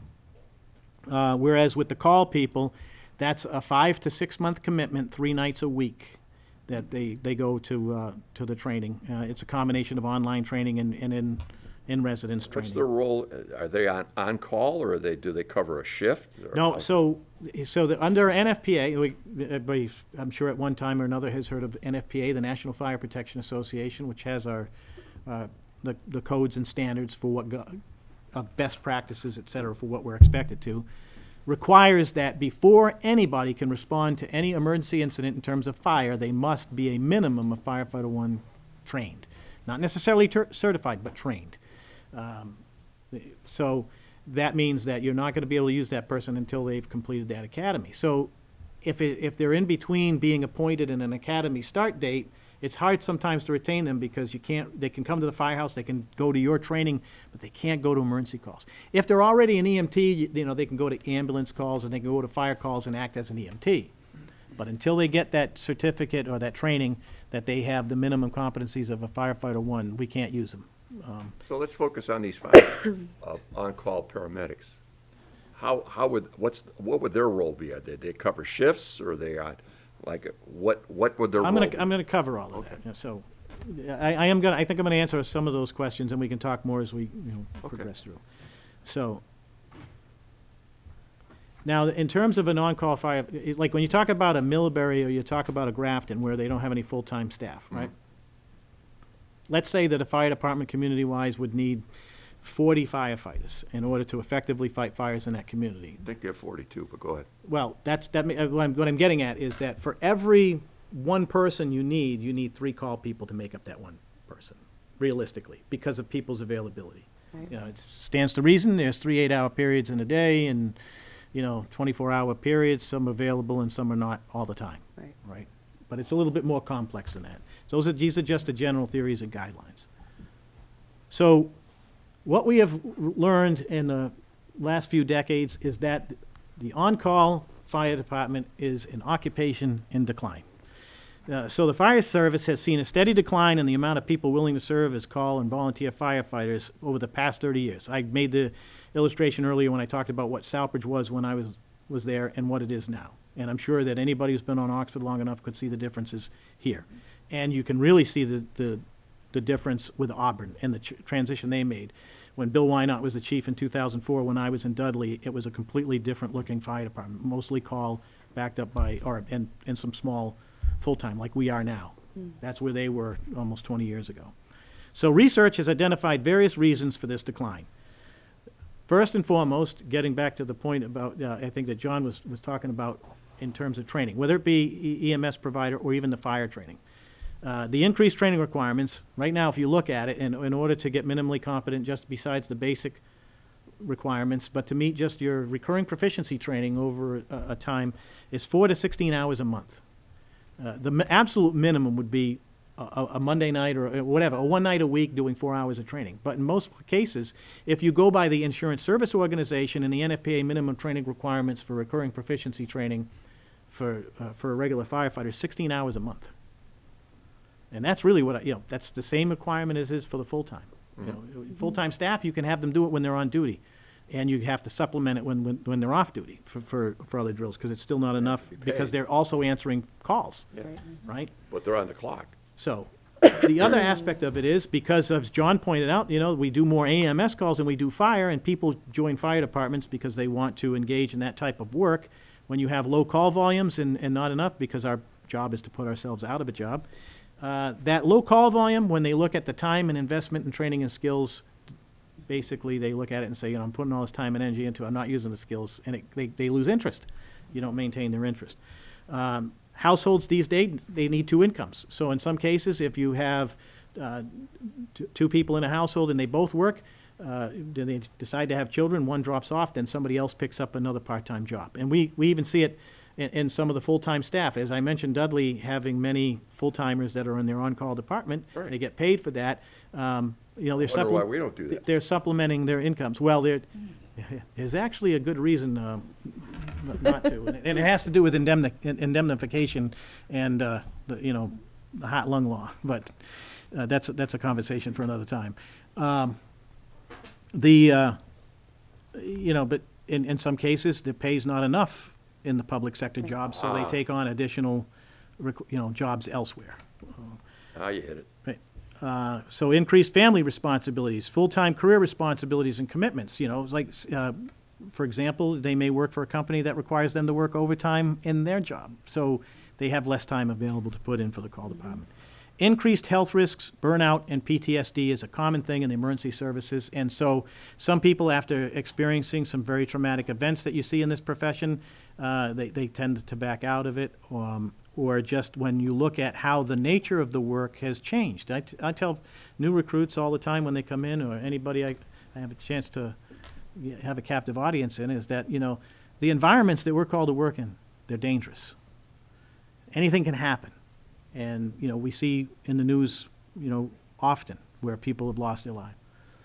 The tools that we use are deadly in untrained and unskilled hands. That's why we have to train. When you're talking about the new cutting tools that we have and 32,000 pounds of force at the tips and everything, you know, what we do with our tools, if we apply them the wrong way, you know, we'll take life or limb just as fast as we could save it. So there's a certain amount of stress that goes with that besides the normal stuff, you know. And then just in general, another reason is a lack of interest in volunteering overall that we've seen just in how society's becoming. Looking at that slide, I see a couple of things that are missing. You know, the training, 4 to 6 hours, are they getting paid on call to be trained? For us, yes. All right? Yeah. And two, when they're on call, I guess, since they're not covering shifts, they're just on call. What's the minimum pay on an on-call? Is it 4 hours?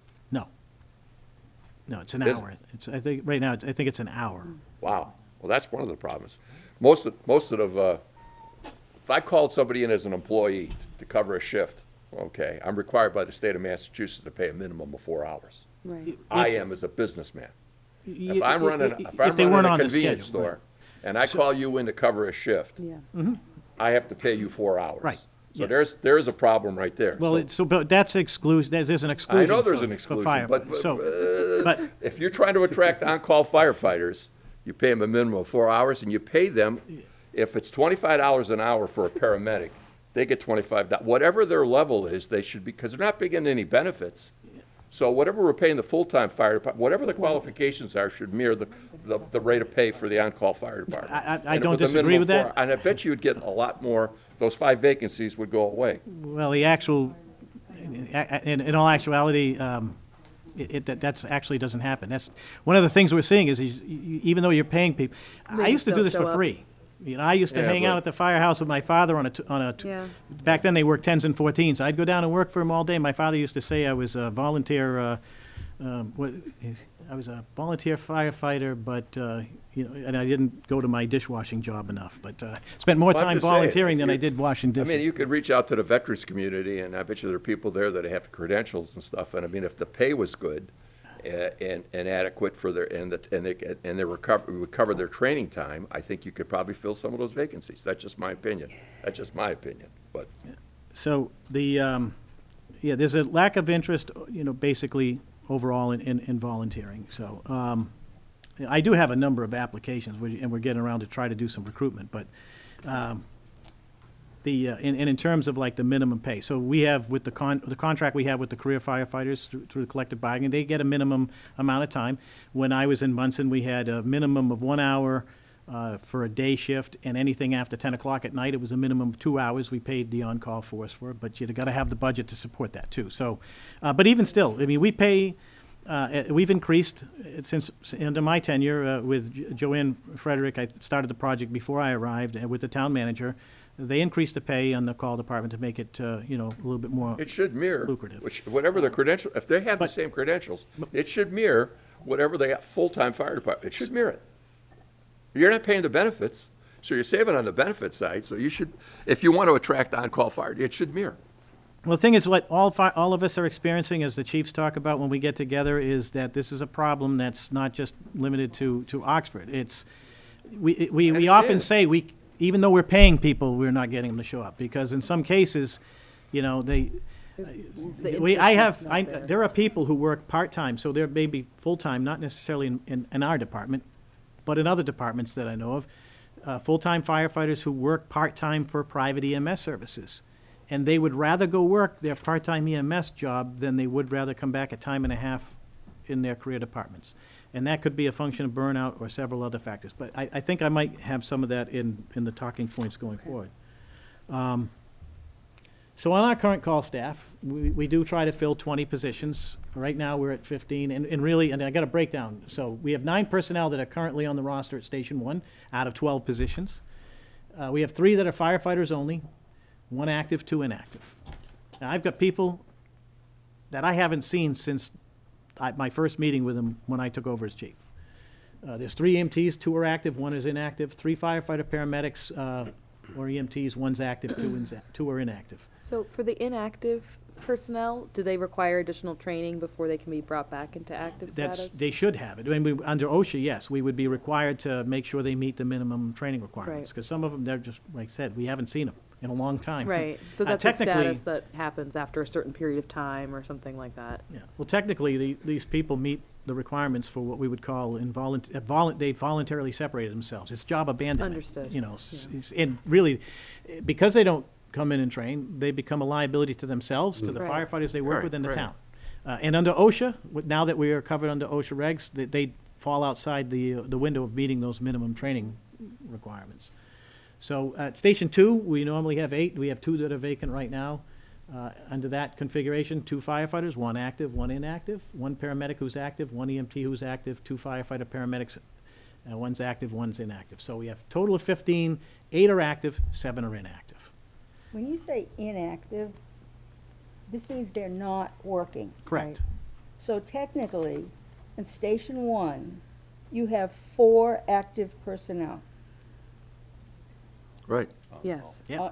This is on call, okay. On call. Okay. This is on call. Okay, Also okay, on call. end of discussion. Good. Keep moving. This is on call. So what this does is that places the greater burden of the responsibility on the career people, and I'm going to get into that and how that's Okay, been thank affected. you, right? yes. So, when you look at on-call staff and how they're available for use, these are the things you have to consider. There's 24 hours in a day. People need 8 hours for sleep, 8 hours for their full-time job, more or less, sometimes more.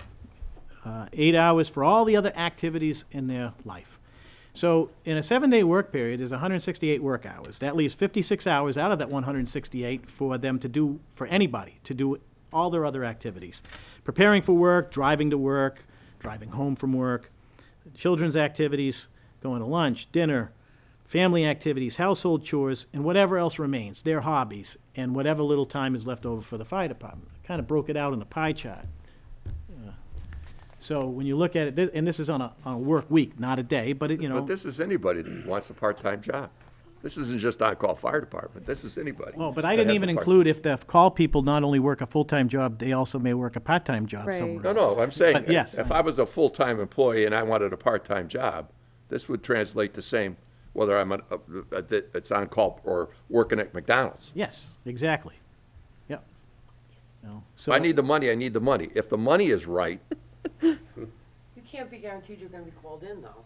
So if you need the money, you're gonna go and Right, get the job that's- at McDonald's. well, I have to train so many hours a month, so there's some finality there as far as what I'm gonna derive at the end of the month as being on the all-call roster. And the other aspect of it is, you have to have a person who's willing to go into very dangerous situations or deal with the things that we have to deal with and see.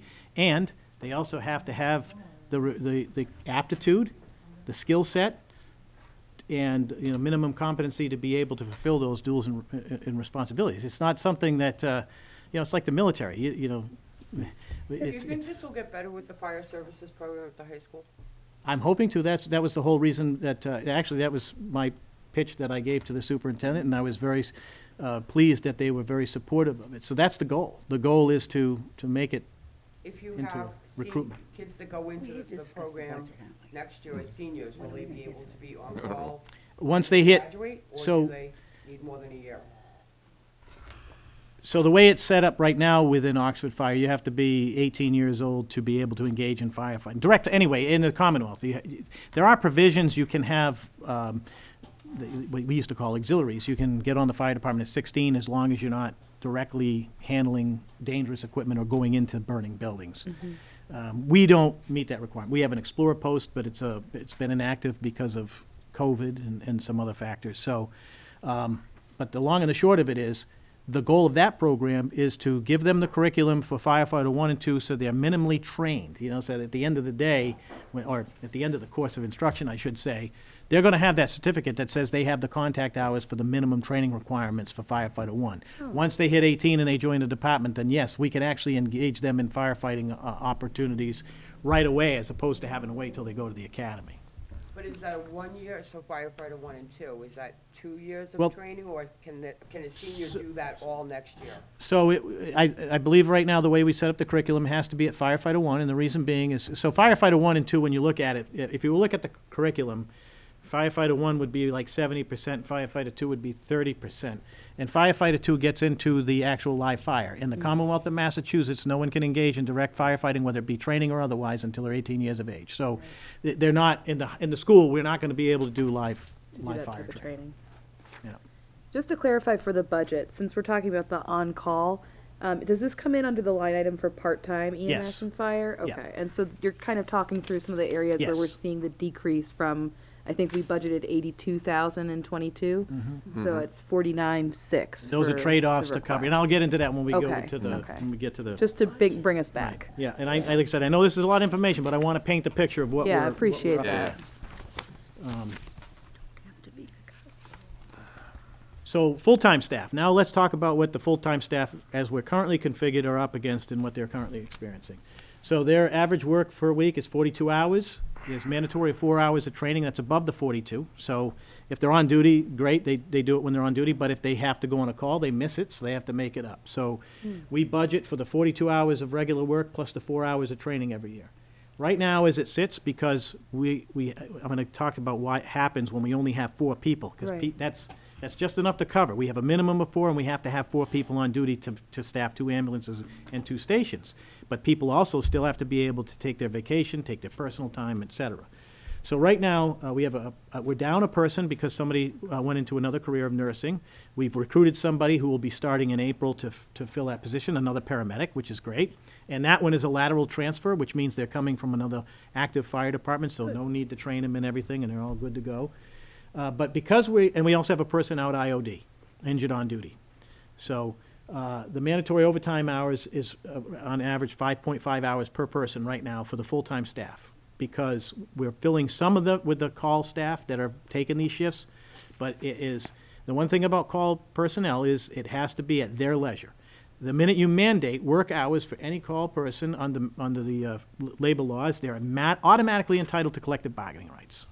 Okay, so you can't force them into work, other than training. Training doesn't apply for that.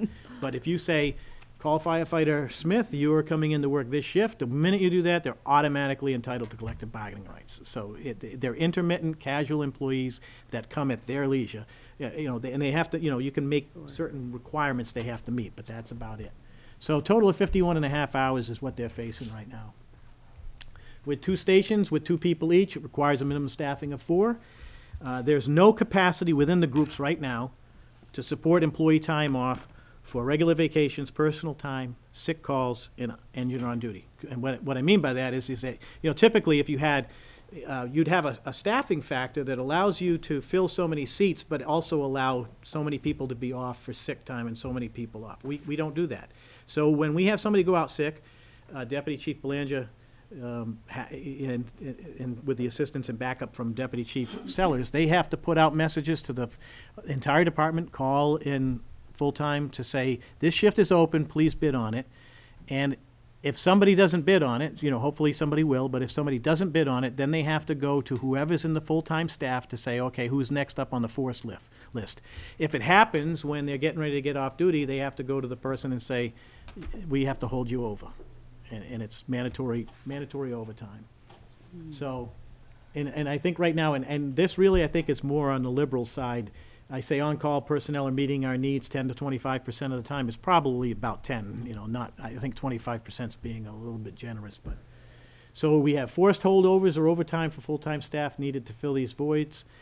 We had it today. So we have a guy out on this particular shift that's on duty now. He's out IOD, got injured on an ambulance call. So when the shift changed this morning, we had to hold somebody over from yesterday's 24-hour shift for 12 hours, so now they're on a 36. And we had to force somebody in tonight for another 12-hour shift. the union, we have a very good, like I said, relationship. They brought it to my attention a few months ago, said, you know, look, we have people who, it's causing some stress in their home lives, and I think you all would understand why. Especially, everybody in our fire department's young, really. I think I'm the oldest. No, Deputy Chief Sellers is the oldest, and I'm right behind him. So, but other than that, we do have a young department. So we have young married couples, they have young children and whatnot, and they have to share the child care responsibilities.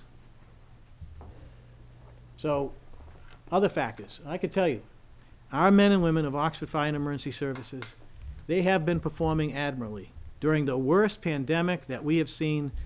Most of us weren't even alive in 1918, but since 1918, it's the worst thing we've ever experienced. I've got 41 years on the job. I did 21 years in the military, and I've been through the Gulf War. I've been through the Operation Just Cause in Panama. Those are bad enough as it is, but when you look at psychologically having to deal with the number of calls that we had to, the lockdown, the sequestering within the department, you know, like we had to separate the departments and isolate from each other to make sure that COVID didn't spread. They've done admirably. And I got to tell you, they're tired. Yeah, They they need have a worked vacation, hard. it sounds like. Yeah, and so that's the other thing. So we had to cancel some of the vacations during COVID. Some of it had to get carried over, you know. And even still, when you're already in a shortage like you have right now and you still need to have people take vacation, the problem just gets exacerbated.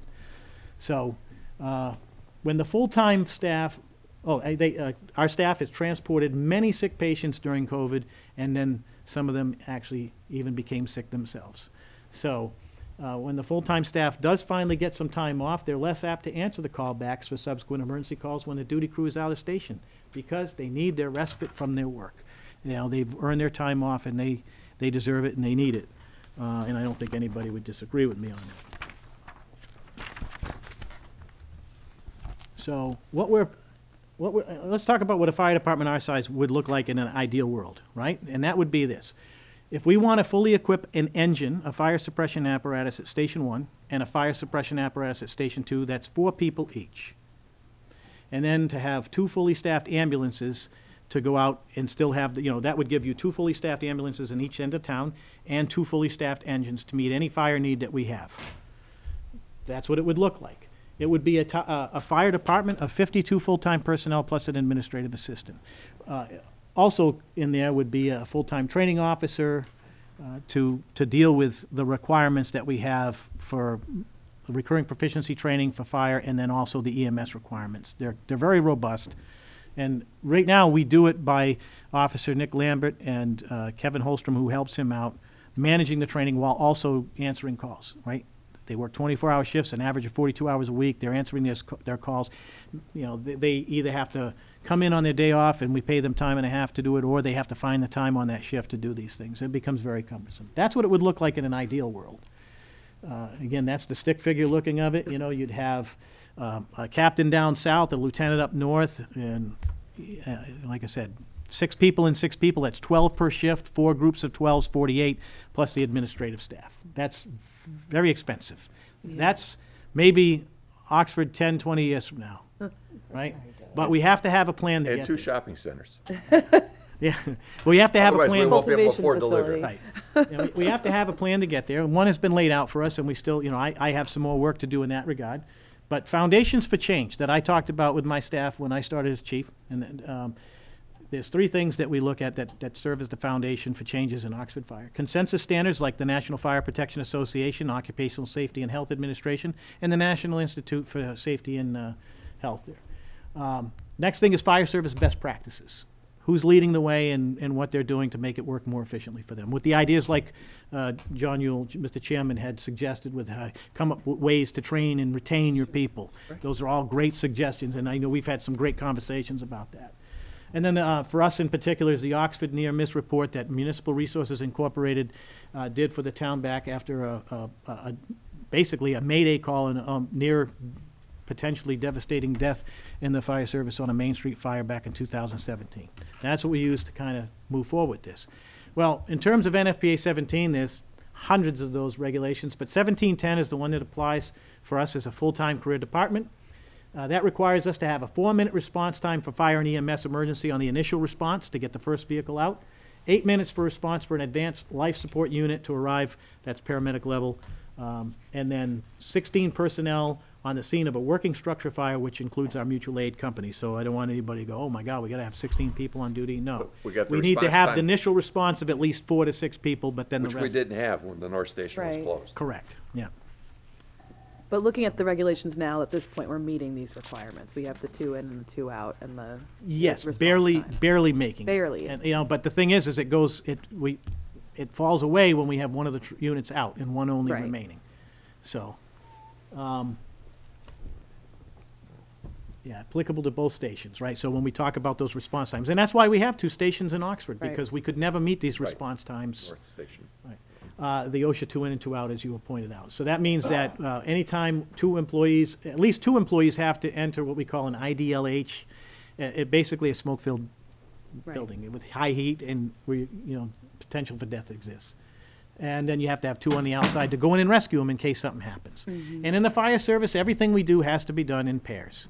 There's talk from time to time, and I have always, in my 41-year career, used this analogy. You could say fires are down like anything else, but everything we do on a fire ground is positional. It's function-based. Somebody has to go in and attack the fire. Somebody has to go and do a search and rescue while that crew is attacking the fire. Somebody has to get up on the roof and ventilate it or open up windows to get the toxic gases out. It's position-based, and I liken it to baseball.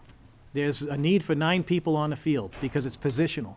You can't say that because the Red Sox played 15 fewer games last year than they did the year before that they could go down to 7 players, because it's still going to leave gaps in their ability to perform their job. And it's no different with firefighting. So in the near miss report, MRI had made a few suggestions. I captured 4 of them right here, and we'll look at them. We must pursue safer grants to assist in increasing staffing. We've done that. That's how we expanded to where we've gotten, with a combination of the town manager coming up with some funds for some positions and funding 3 others through grant, either 2 or 3. We were able to do that. Those grants have now ended. We have put in for a grant for what I'm proposing here. We're still waiting to hear back if we're going to be successful. It's going to be very hard. These grants are very competitive, and I will tell you that Dudley's put in for it.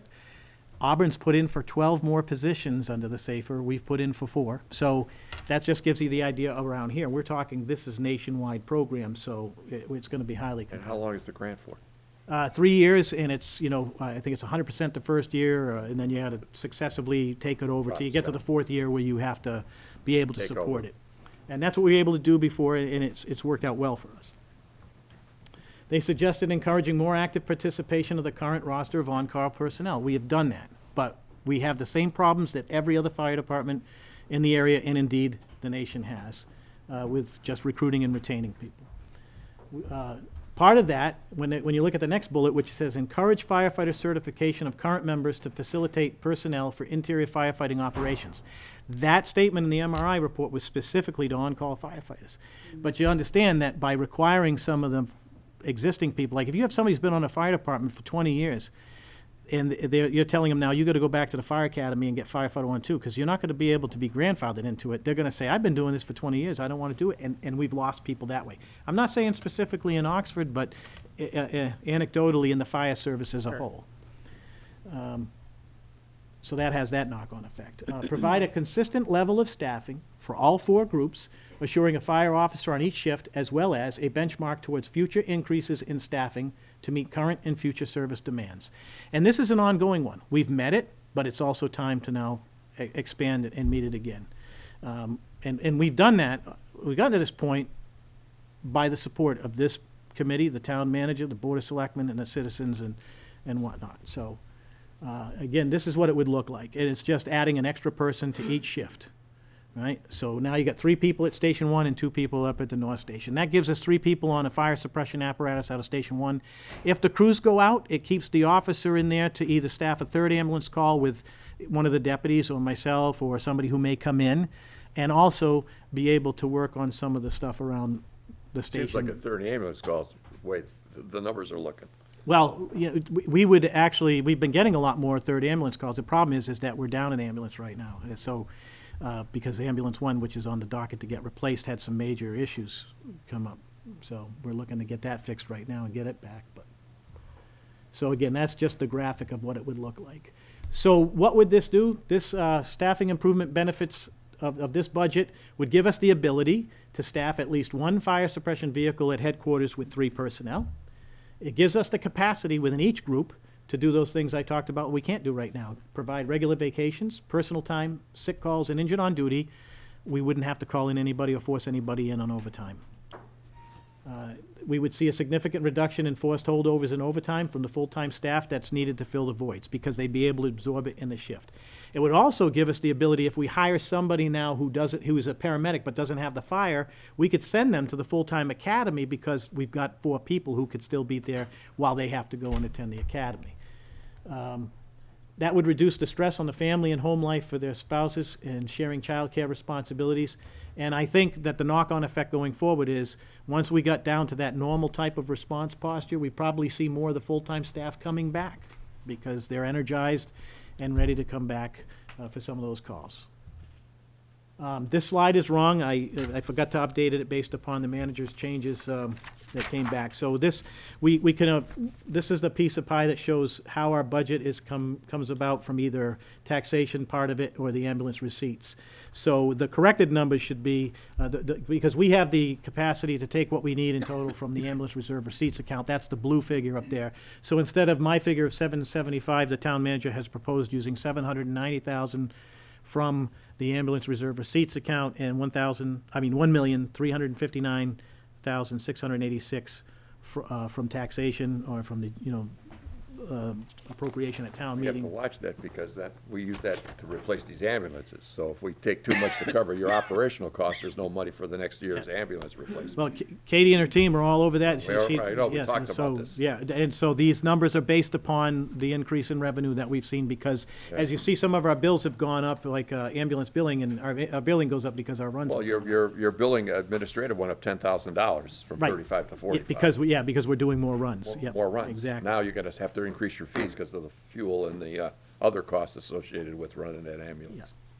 So the, that's a total of 2,149,686, I think, if I did that number right. Yeah, your ambulance fees are gonna have to go up, you know that.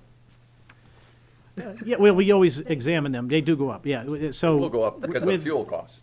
So the ambulance billing company puts out a recommendation every year on what we need to raise it, what the top 50 are getting in reimbursements, so. So I think this is a good time to go over these numbers, because I didn't incorporate these numbers into the slideshow. So most of the increases that you see, just like Chief Sad had talked about salaries, and then, of course, the services and supplies. So in the salaries, we're gonna see the increase here. What we tried to do is balance it out by reducing some of our overtime hours and whatnot. Is that reasonable with the mandatory overtime? Because it's down quite a bit, 77 to the request is 25?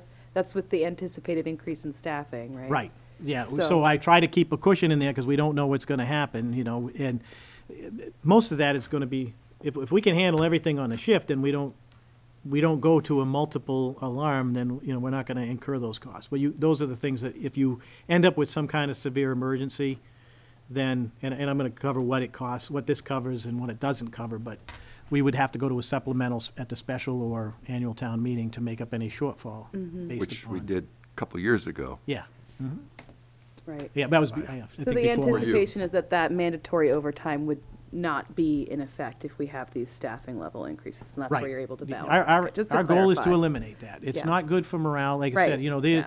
No one likes that. they're working very hard, and, my hat's off to them, Yeah. because we ask a lot of them, and they deliver. We were over budget a couple of years ago, almost $100,000, just FYI. Yeah, well, so that's what I was asking about it, because it's 97 in overtime. fiscal year 20. Over. Yeah. And my goal is for these new recruitments, is to recruit paramedics. We did a number of interviews for filling this most recent vacancy, and I actually have some candidates that we would be able to plug into these if it gets approved. Okay. And they would start Quick hires. at the $25 and change Well, If that that's would what be you have budgeted predicated at. upon, so it all, there's a provision. 2563, yeah. There's a provision in the union contract that gives the manager the latitude to bring them in at a certain Okay. level based upon their time in. And that's true also of lateral transfers. So if we have somebody who's coming over and they have so many years on the job, the union contract, the union has been very insightful and forward-thinking and arranging for that, so. Okay. So we're seeing, you know, the line items you're seeing the increase in is for 9 full-time firefighter paramedics.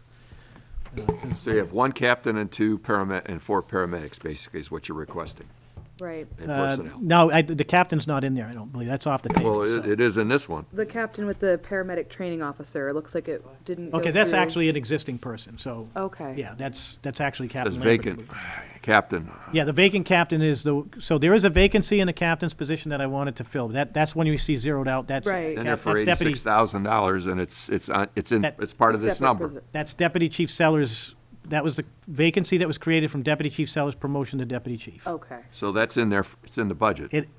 It's zeroed out. It's, no, The yeah. if the you look one at you're page seeing in the 1, budget is Captain Lambert. Yeah. The okay. zeroed out one is the vacancy. The one you're seeing that, it shouldn't, it's, he's the ALS coordinator and, so that's his stipend for, he gets a stipend for ALS Sure. coordinator plus his captain position, so. But Well, we're it not looks like it's part of this expecting- 1,822,903, the 86,994, He's an existing employee. okay. Yeah. He's a current. But he's not expected for next year because he's retired or something? No. Is that what you've said? Oh, he's been promoted? No, Sorry. The position that's funded is Captain Lambert, who's going to continue to be funded. Okay. Yeah. The vacancy The was vacancy. created by the promotion Promotion. of Deputy Chief So you're not looking Sellers. for another captain? We're not at this time, not with this particular budget. He requested the captain, and I think I deleted the wrong line, Okay. Okay. All right. but It's, it's the same. It's the as it same. it's the was. same. Yeah. Yeah. Okay. The new position didn't get. So you're just looking for 4 more full-time paramedics? That's correct. Yeah. Firefighter paramedics, yeah. Thank you for clarifying that. Yep. Okay, because it's, when we look at the papers, it's, Sure, I Which understand. says- Well, what we were initially requesting, is, Right. yeah, and we changed that, so I can understand it being. So is that role still being performed then in the new promotion? He's taking on those It's- duties as So well? yes, it's Yeah. it's being, you know, the idea would be going forward, like Lieutenant Lambert's doing the fire training portion of it. That's Lieutenant Nick Lambert. Yeah. Captain Roger Lambert is doing the medical portion of it. Okay, so And then they've some split the other duties out. pieces of both Deputy Chief Belanger and Deputy Okay. Sellers as part of their duties are doing that, you know, as part of their duties. now you have listed here on the 4 new hires, on their safer grants, just two of the positions at 61,472. Is it all 4? You applied for safer grants for all 4? Yes. Or just 2? All 4. Okay. Actually, for the SAFER grant, we put in for all 4 plus the captain. But we're not replacing the cap. For the grant, we put in for the captain, but I Got it. I don't see FEMA approving that anyway, but. All right. So the biggest change is basically over FY '22, it's $206,284 or 12.21% increase in wages Right, or and that's, salaries. yeah, and that's to add, because we're trading off with some of the other hours, you know, and the Yeah. other, you know, so we traded off some and we're adding some. Right. And if I look over 4 years, it's $581,250 or 44% from Yeah. FY '20 20, Yeah, to FY '23, an increase of over $500,000 in salaries, 44.4%. Jeez, I mean, $581,000. so the thing is that, you know, really, when you look at the mission and what's happened, the Oxford Fire Department really should have, and all these reports, whether it be the MRI report, or whether it be when interim chief Paul Ford was here or some of the other things, you know, we've been behind the power curve. If you look at some of the other communities, we're the number 3 busiest one Right. ahead of Charlton. Charlton already has 5 people per shift. They've Right. already recognized the need to expand. And one thing I don't like to include it in here because it's all a guess. You don't know what extra revenue you can pick up on a 3rd ambulance if you have this extra staffing. I don't want to mislead anybody, so I say there is the potential for that, but I don't want to put a price on Well, that. it's easy to, all you have to do historically, go back and say, how many calls did mutual aid have to answer for us? So if Dudley had to answer 350 of our calls last year, because we only had our 2 ambulances out, if we had a 3rd ambulance, we could have answered, then you know that number. All you gotta do is take that number and then multiply by the fees. Well, yeah, it would still be, it would be, You don't get historically. it would be a guesstimate because you wouldn't know, so, there's a Be big difference. Pretty good. If you do a couple-year average, you'd be pretty good. Yeah, If we're missing one, say, 1 out of 5 calls. Right. The number I would use would be the Medicare reimbursement rate, because that's really what you're Makes sense. guaranteed to get. Yeah, but based you'd upon- know the number of calls, pretty much. If you're missing 1 out of 5 calls, all you gotta do is look at your mutual aid, see who's answering our calls that we're not be able to. Right, well, that can't gives, answer. it gives you an idea, but yeah, it gives you a A good ballpark. idea. But again, it's like, with the minute you throw a number out there like that, though, then Right. people expect that to happen. Yeah. And, it's It's all still a projection. predicated upon the health of the public, so. So yeah, the increases that you see here are gonna be like in the fitness stipend, because an increase in people, the clothing allowance to outfit them, the new people. And then, those are the salary increases. And then what you see, you may see some increases down below, like John pointed out about, Mr. Chairman pointed out about the billing, and that's because that's predicated upon how many calls we do. The more calls we do, the more billing we're gonna, Bill. from 35 to 45. I added, in looking at the electric bill, I think everybody's seeing about a 56% increase in electric and utility costs, so I've tried to factor that in. What you don't have on your budget, and I mentioned that to Chief Sad, is the fuel cost. Yes, well, and we don't. No, that's yeah, over that's in on the town municipal, side. that's up, Yeah. it's sitting all by itself. Yep, Right now, based on current prices and based on what we have, we're probably about $86,000 under budgeted for fuel right now. So, I don't know, do you answer less calls? No. Does he go to less emergency yeah, calls? we No. don't have that No. option, right? So- Yeah. It would be nice, like we have electricity, if every department that had a vehicle had a fuel line for their usage. Obviously, they know exactly when they go to fill it up, what vehicle's being filled, so they know what department to charge that. Right, yeah, and we can go back. That'd be you know, nice. I could pull. Back in the day, and I'm dating myself, and this is before the town manager and before you, electricity was all lumped together, like hydrants are all lumped together. Well, hydrants really, it's all by itself. And I remember when it was 65,000, we complained when it went up to 85,000 back in the day. Now it's 165,000. Well, it's really, they're called fire hydrants, and that really should be, that's part of your tool box. Shared services, right, For John? service. If we use them, yeah. Yeah, exactly. But that should be on your budget. But I anyway, think it's out there on an island by itself. Yeah, most communities have taken them out of the fire department budget and put them in the overall budget because it's. But what you would be saying, and you would be amiss if you didn't say it, was on this new development, we want to make sure it's watered. Okay, so that increases, so Agrarian says, okay, now it's $250,000 for hydrants and not 100, because we added, we listened to you and we did what you said, so I'm just saying. But a fuel is a big factor. I don't know what kind of ambulance you're gonna get. Hopefully, you're gonna get a hybrid, or something like that. I'm not I don't aware know. of any hybrid No, ambulances there right isn't. now. I'm saying that jokingly, yeah. but that's where, So we're looking to get a gas, believe it or not, because they're actually more efficient than the diesels right now, but, and I'll talk about that when we just get to the Yeah. capital real quick. But, so if there's no questions on this, and I didn't mean to No. go this long, but, so what this budget provides for us is it's gonna give us sufficient personnel on each group to allow for the vacation time, as you saw already. It provides for our maintenance contracts for our high-tech and high-dollar equipment on the medical side, so that's where some of those $9,000 figures you see. It gives us the supplies and equipment for daily operations for an ALS-based paramedic level service, and it provides for routine maintenance in vehicles for the equipment. You know, some of that's out of the, ours is a little bit higher because our vehicles last a little bit longer. They go beyond the warranty most times, and so what it doesn't provide for, overtime for large fires or long-term emergency operations, as I talked about.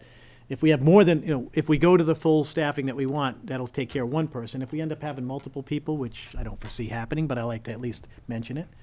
If we have multiple people out sick or IOD, or major vehicle repairs and system failures, which usually happens on our older vehicles. And that's happening with our 2 higher mileage ambulances right now. We have, the one we're looking to replace is in for about $15,000 worth of repairs right now. And we, that goes back to the DPW's repair budget, if they can, well, or they set it yeah, out. but it does for certain things. In this case, it doesn't, and in this case, they can't fix it. It has to go to, it's so complex, it's Comes out of their fleet maintenance budget. not not in this case, they don't have it, so, you know, we have to They're come gonna up with. replace it. Oh, they They're, don't they're have it. paying some of it, as, Jared does have enough money to cover half the cost of it, but, we have to come up with. You gotta get the next 3 months of fuel costs. Yeah. Hopefully, we don't have another snowstorm. So, because and, that- and really, when you look at these, the problems we're having with this ambulance, it's related, we suspect, to the DEF regeneration aspects of it, so that's why we're seeing a lot greater success. I had greater success with gasoline-operated ambulances in Munson, and so we're looking at doing that here. So our capital requests, we have replaced ambulance two, for $300,000. Now, when we did the projection, that was before we started seeing these most recent increases. So the deputies have raised some concerns to me that they're concerned that the $300,000 may not be enough. Right now, we're keeping it as close to it as we can, and we know that that's the number we have If to you're work. using the money to offset your operational costs, then, Yeah. you can move the deck chairs any way you want, but there's only so much in ambulance receipts. Yeah. Well, we'll be able to transfer the stuff that we can't buy new over from the old ambulance is our plan of action, so. Replace the roof at fire headquarters for $275,000, and replace the HVAC system at headquarters for $30,000. Basically, when the building was initially built, the current system was built for how it was originally built, and then that included some unfinished areas on the second floor. Since then, those areas have been finished. We've had some things happen, downstairs where there have been some reconfiguration, and just the age of the facility requires the HVAC system to be updated. So, Do you still have on your capital request for FY '24, $1.5 million to remodel North Station? yes, I don't know, I $1.5 don't remember specifically if it's 24, but yes, that's it's still in the 24. docket. Yeah, yeah. FY '24, you're looking at $1.5 million to remodel North Station? Yep. Okay. All right. So in terms of some of the things I mentioned, I figured, because I know you get a copy of this at some point, it becomes part of the record, I included the references for where I got the call firefighter aspect, so that, you know where that comes from. So I want to thank you all, the Finance Committee. You volunteer and you spend a lot of time going over these budgets to do right by the town. I appreciate everything you do. I appreciate all the support you've given my staff and I, to the Board of Selectmen as well for their support. Our town manager, who has been wonderful in helping us achieve our goals and really got us set up for success through a really bad pandemic. Our finance director, Katie McKenna, and her finance team, they're all wonderful in helping us stay straight and accomplish our daily mission. To my colleagues, the men and women at Oxford Fire and Emergency Service, I can't tell you how proud I am of them. This has been the best place I've worked so far to date. They're great and wonderful people to work with. They put their faith in me, and they deliver each and every time for the citizens, and then our fine citizens. I'm very thankful that I get the letters that they send in on how well our people are performing. They drop off cookies and other things to us. The citizens really make a difference, and there's a motto, and it's really interesting. I'm doing some research into this because I believe it predates. It starts here in Oxford, but the Air Force Fire Protection motto, when I went in 1983 and served till 2004, was the desire to serve, the ability to perform, and the courage to act. And that actually was recommended. There was a contest, and it was Don Warner, who was my last boss at Headquarters Air Force Fire Protection, who submitted the winning motto selection, right? But then I was walking and looking at one of the old tankers up north, and that motto is on an Oxford fire truck. And then I was told by somebody else that it was on the old Big Mo, I think it was called. So when you look at the dates of those trucks and everything, that means the Air Force Fire Protection motto was actually Oxford's Fire Protection motto before it was the Air Force Fire Protection motto. So I'm just very tickled that that's the case. But my point is, thank you for sustaining our desire to serve, our ability to perform, and our Thank you. courage to act. Hopefully, I go back to on-call fire. I think there's some opportunities that need to be explored, so. Town manager has a this question. one. Where's town manager? Yes. Mr. Chairman, could I just say a few words? Sure. Because I am someone who is supporting this increase in the budget very vociferously. Yeah. I think it's important, I think the chief did a great job, I think he provided an enormous amount of information, and obviously, we're not capable of doing that necessarily at every town meeting because we have so many departments. Yes. One of the jobs for me as town manager has been to look at all the department needs and build capacity in the budget. I have to ask every finance committee member including the chairman, who we always have very healthy discussions, and we always wind up respectfully being able to see the differences of opinion we have. He knows my job is to look at the public safety needs of the men and women of this department, many who are sitting in this audience. My job is also not only to build capacity for budgets, but to try to do it in a way that we can sustain over time. There's nothing in this budget that is going beyond the levy capacity. The chief of police who gave his budget understood as we were building capacity for this very moment, after a pandemic, after these men and women are not only handling, the highly infectious communicable disease, that none of us knew what the dangers were going to be for those people the minute that we were informed about this 2 years ago. But they had to perform their duty, and they had to be able to go into people's houses.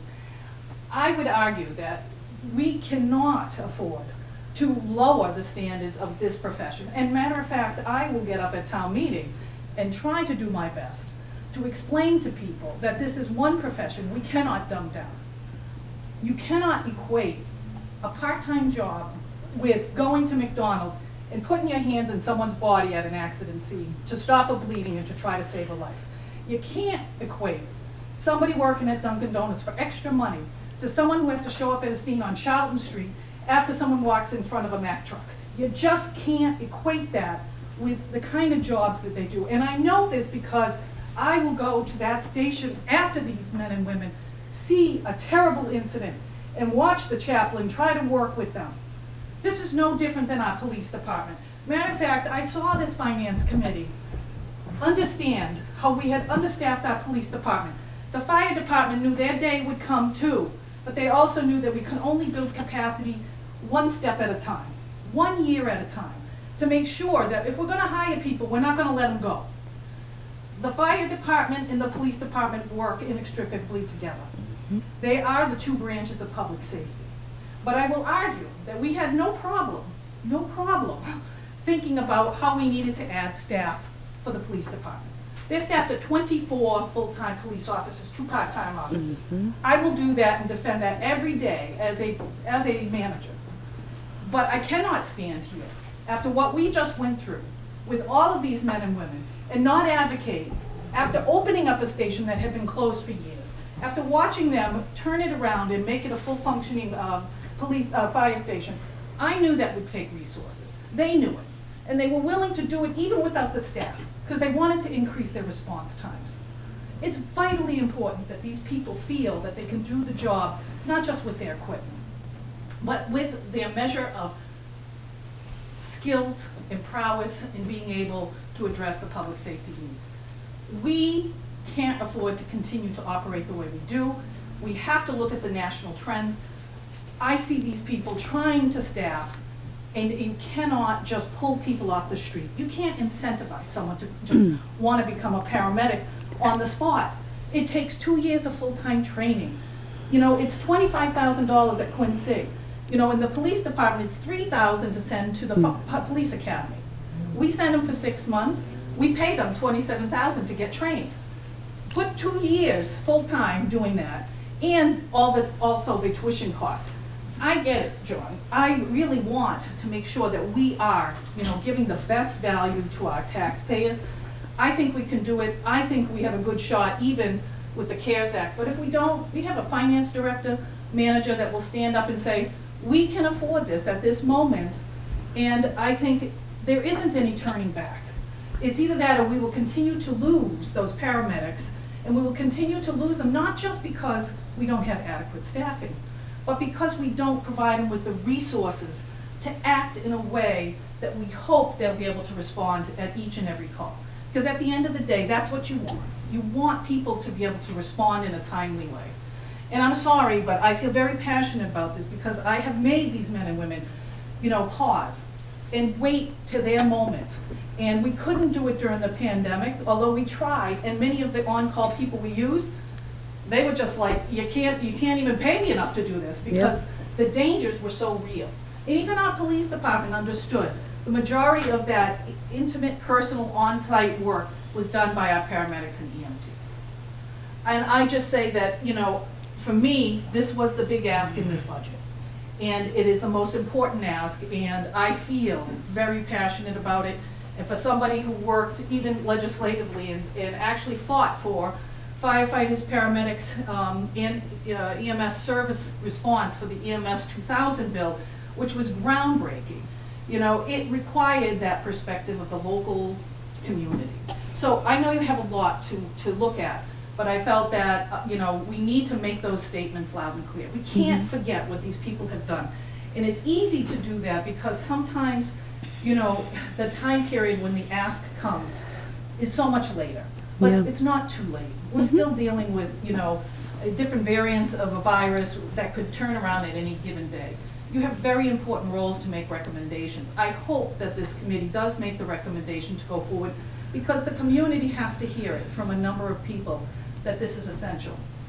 And it is, you know, within the levy. You know, it is within the parameters of the budget. And I would never want to shortchange that at a moment. And if we find that it is optimal, I think we're going to see the improvements. But these men and women really work very, very hard. I don't want to lose them, and I don't want the people of this town to ever suffer from not having that adequate staffing. Thank you, Mr. Chairman. I Right. appreciate the indulgence. Thank you. No problem. Chief. Thank you, Madam Town Manager. So, Chief and I have had many conversations, as you know, about staffing. And it's not that I have a problem with the staffing, I have a problem with the on-call fire issues and the lack of, they have the same credentials, the same training, and I think we touched about what Dudley did with other departments within the community, seeing if there's interest within a department, whether it's DPW, whatever the department it is, and filling those 5 empty vacancies and training people. Again, the provision is, you know, if we're going to invest in training, like Chief Sad has, there's got to be some contractual within the union that they're not walking away from us. If there's a full-time EMT firefighter sitting in the audience right now, and he wants to be a paramedic, and we invest in to upgrade him, then he has to make a commitment contractually that he's going to be here for 5 years if we're going to spend the money, and he's going to spend the time, and we're going to pay him. I think there's some opportunity to upgrade the full-time staff and to do something with on-call fire. Yeah. I just think there's. I agree with what you're saying. Here are some things to think about. You know, first, in terms of call people being the same qualifications, what I want to emphasize is their requirement is that they meet those. Right. That is the problem with retaining and recruiting people because of the commitment it takes to Right. continue meeting that. And the second piece of it is this. I would love to have a budget line item from the town that gives a pot of money. I have a very eager young firefighter who went to his first fire in Dudley last week. He impressed me. I actually interviewed him for another community, and they bypassed him. And I told him, I said, if I ever get the chance to hire you full-time, I'll hire you full-time. He was that impressive to me. And he wants to become a paramedic. If we had the money to be able to put that through it, I am sure he would jump at that chance, Yeah. and he will make a fantastic paramedic. Well, that's kind of what I'm alluding to. Well, but the thing is, though, in the meantime, Yeah. I have a staff right now that is severely overextended Right. and overworked.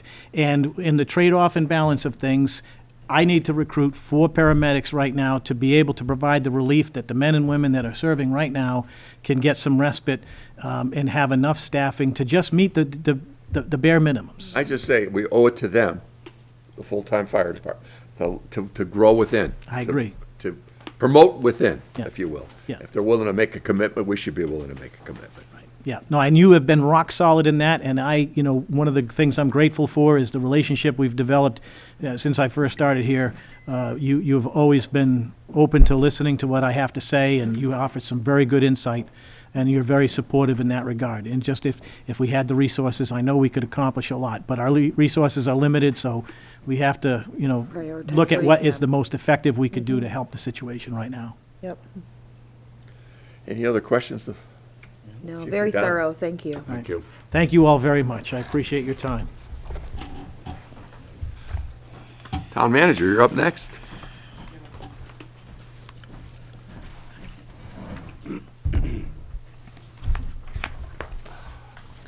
Thank you very much for all of your attentiveness, because it's actually very essential with these various budgets that you're looking at. As you know, you were so attentive during my long budget presentation, which I have tried and strived, probably no dissimilar to other large departments, to show you the level of detail as Finance Committee members in my overall budget presentation. As a formality, we still have a few little budgets, including my own, that I still routinely kind of go through.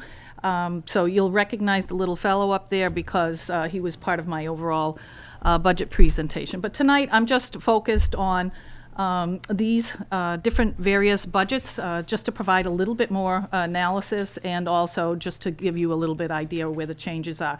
It'll be the Board of Selectmen, the Town Manager, Legal Services, Historic Commission, Celebrations, and I'm just going to talk a little bit about the employee benefits thing based on some information that came my way as we're going forward. Got my book upside down, so let's see if we can try this. So, as you can see, based on what I'm providing for you tonight, we'll just take the Board of Selectmen budget. Everything that I'm going to talk to you about tonight is under, most of them all under 1% of the overall total budget. So these are very small budgets in general compared to something like the DPW, the fire department, and the police department, and rightfully so, based on the number of personnel and the needs that this town has. So the overall changes, the overall budget for the Board of Selectmen is about $38,650. Like I said, it's less than 1%. The major changes for that, and I know that you have them in front of you, is there's basically a $6,000 reduction over fiscal '22. This is because of a one-time increase that was made to stipends during the COVID impacted year, in which we had reduced that down by 1,000, and the chairman wanted to return that to what it was originally. We gave them the extra 1,000 last year because they hadn't had it in the preceding year. So that's really what that's about. The overall administrative staff used to be also included in just the Board of Selectmen budget, but because it's managed by myself and we apportion the work between both the managers and the Board of Selectmen's office, those were changed over to the manager's budget, which also reflected that in the overall increase back in 2021. Let me see. Right, that went, D went from 85, well, whoever it was, that position at 85 went to D at 66,872. Yeah, D Green. Yeah. So it was a reduction. Yes, yes, yes. There is some of that that has happened. I think I always try to impress upon the Finance Committee and others that we have to, because we're a bottom line budget, it allows us the flexibility to flex up during times that we need and flex down when we need to do that.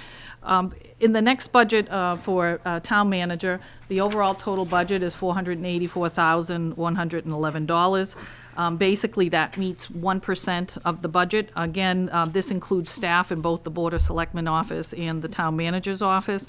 The overall increase that you see in the Town Manager's line items, along with the contractual adjustments, you'll see there is an overall increase to the total budget of $68,000. There is a contractual adjustment in the Town Manager's per contract of $39,000. That is after a result of 3.5 years of not having any increase at all. The staff line item went up $22,000, as you can see from the fiscal budget of '22, and that again is reflective of both the quality of people that we currently have, as well as looking at the perspective of filling vacancies that we've had since the pandemic. Again, some of this has been a little bit of trying to see what works best. Do the silos work better? When we first came in, there was not an awful lot of discussion between the manager's office, Board of Selectmen office, yet there's a complete interdependency back and forth on helping to define the priorities for the Board of Selectmen, looking at the kinds of things that involve the judgment and interplay between the chairman of the Board of Selectmen and the manager. And so that is why you saw this, model of trying to work together. In the manager's office, you can see that there's a slight reduction in professional services and education dues, and that is reduced by $4,000. So you're looking to fill 2 unfilled spots, if I'm reading this backup sheet here, one. Or one really, really good person. It's one of those things that these are not necessarily just clerk roles. There's a great deal of confidence, professional confidence, discretion. There's a high level of being able to correspond in very formal ways with people. There's mass general laws that you have to become very familiar with. It's not unusual. Dee has a paralegal background. My assistant town manager has a legal background. There's a lot of people who think that this is just a secretarial position, and it isn't. It's far from that. And there's a lot of ways that different managers work and try to seek. Sometimes they will build grant coordinators along with assistant town managers. Sometimes they'll have 2 assistant town managers, one to work with the manager on strictly operations, others to work on administration with regards to personnel, labor contracts, different types of things like that. So there's a lot of different ways to look at it. We're still evolving. I have withheld being able to fill that, not because we haven't tried. There was a monetary issue. We have interviewed people who would be very good, and they opted for someplace else that was going to pay more. So that's one of the reasons we're looking at a little bit of an increase there, is to make sure that we can still be competitive. This would be a shared role. I mean, just even though it reports it's to your department. They're all shared. Sure. We do things with the Board of Selectmen's office when they're Well, down. Dee, right. Yes. So, Yeah, Dee I mean, does. if Jennifer in my office is not there and it's me and Dee, I'll be putting packets together with Dee to prep for a Board of Selectmen meeting. But at the same time, if it's a really discerning issue about a problem that is presented to the Board of Selectmen, or an issue that might involve the need for legal counsel, those are the kinds of things that come to me to make those decisions. So nothing is done in a vacuum. But there are some things that are just discrete and need to be done separately, and they are performed in that way. And then, it goes to our benefit, I think, both as a community and as an administrative leadership team, that we have people who have the ability to kind of interplay, so. But those are the major things out of the town manager's office. And again, like I said, overall, not huge unknown changes. It's actually very widely known by everybody. So I think we're all, that part of it is pretty well set. Legal services. I did allude, I think in my last, I didn't actually, the chairman of the Board of Selectmen had asked for information with regards to our legal services. If you can look at our legal services from fiscal year 20 to where we're currently asking for an increase of $25,000, we typically have been budgeting for the last year or so at about $100,000. Actually, we've been budgeting about $100,000 for several years, but the actual amount from fiscal year 20 was about $85,000. In fiscal year 21, $74,000. In fiscal year 22, $100,000. As of where we're budgeted, I can tell you that we're on track to exceed that. We have had a number of unusual things that have corresponded with that increase, including a number of public records requests, open meeting law complaints, and a number of miscellaneous legal challenges that the town is facing. I'm not going to bury my head in the sand and pretend that that isn't going to continue to exceed. I believe we will at least reach that 125 by July 1 this year. So I don't want to pretend that some of those cases may not go away. Some of those continued complaints that might be filed have to be addressed by our legal counsel if the Board of Selectmen chooses to do that, and they have. So I just want to be realistic with that. I'm hoping that that doesn't get sustained. As you can see, we kept you know, a lid on those kinds of things, but we do have a number of things. We also have some legal challenges related to 40B, potential developments in town. Those are not inexpensive to represent the town, and we have a number of, smaller enforcement issues that are also raising that number. So, So it's 45 to 50,000 over what the last two, yes. 20 and 21 actual. Yes. And like I said, looking at what the trend is, we haven't even gotten to town meeting. And town meeting is an expensive prospect for us because legal counsel looks at all of our warrant language, helps draft warrant language that relates to, zoning and all kinds of things, and then appears at our town meeting and helps us run our town meeting. So that in and of itself is always the most expensive time of the year, the two town meetings, special town, but this year we've got some exorbitant costs that have been being placed upon the town before those particular meetings that are normal. The next item is looking at, did I? So historical? Historical Commission. Yes, okay, so that's another, rather than making the entire Historical Commission come in and talk about their total budget of $1,650. There's a reason why it's a regular budget. At one point in time, I don't know if it was through Chairman Gene O'Reilly or not, but there was a request in the past to actually have a recording clerk position. And we have, filled that in fiscal year '22. We had provided them with a slight increase to that budget.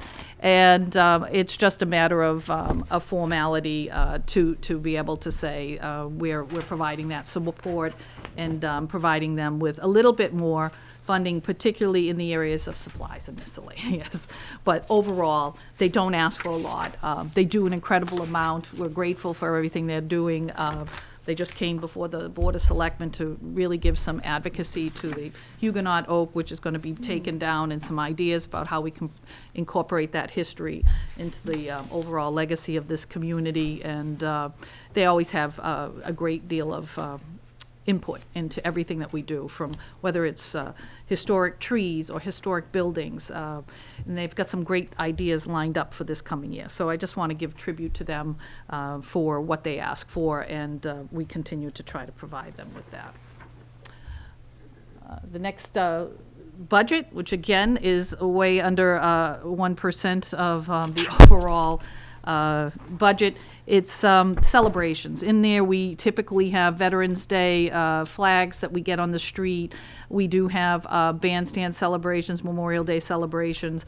It was important long before I came here to provide some nominal amount of money. You will see a slight, when you look at the overall increase, celebrations actually, it should say 9,500, not 2,500.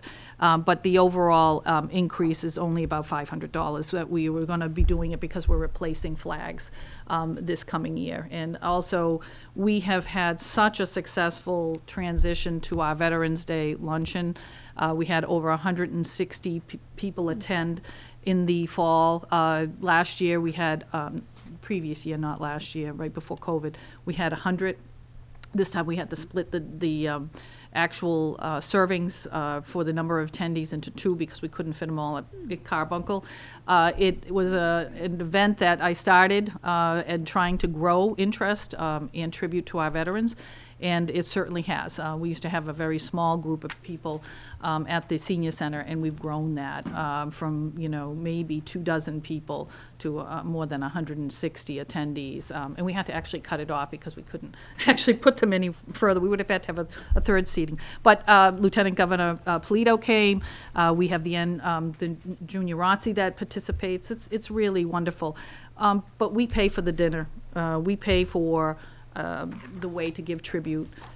We've done commemorative mugs for our veterans. We've done cookies from that say thank you from Justice Sweets and Treat. We do a lot to make people feel welcome and to give them honor in a very small way, because it's very hard to figure out how to do that. But this community certainly does that, and we're going to keep up with that.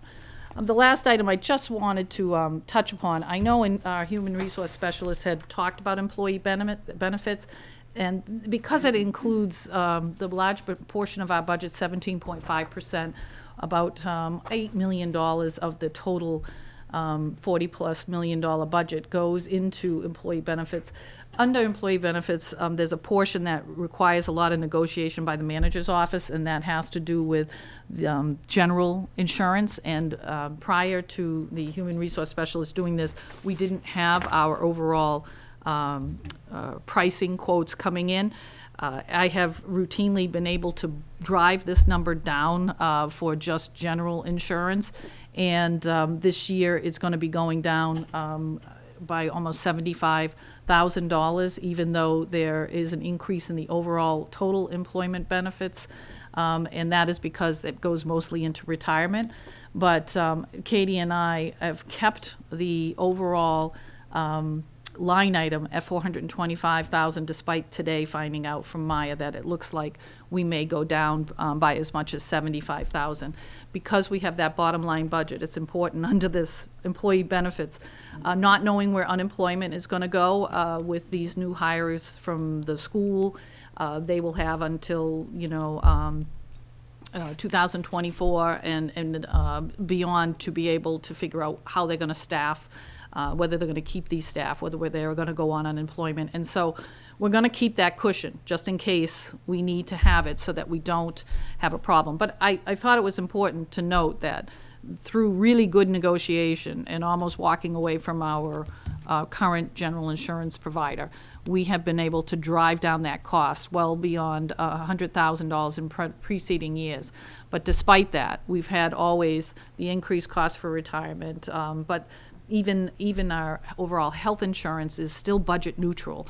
So that allows us the ability to keep, overall not expending in those areas. And I think that's a great tribute to the team that we have, whether it's negotiating a new contract with a new provider, or whether it's actually saying we're going to walk away from you if you can't meet our list of demands and what we need. So I think that speaks to how we try to leverage support in every budget so that we can spend more money on those things that are really, really essential and just make sure we can maintain in those areas that we can. And that's all I have on those portions. Yep, go ahead. EEOC? Oh, that was the chief, but what do you want to say? Oh, Maybe no, I I can- mean, it was in your packet. Oh, there you are. It's- Oh, it's in my packet? Well, it was. It was yeah. just a loose page. Oh, a loose Loose page. page, yeah. Well, you know what might happen? I don't know. It could have been on my desk. I might have picked this up. It's $3,889, so that's No. not, Well, I will tell you. scheme of things, it's That's not. one of the things that the EOC has operated seamlessly this year on a number of occasions through the great leadership of the fire department and police department, but in particular, our emergency management and service director is, Chief McDonald. And he has brought in a whole new technology slant.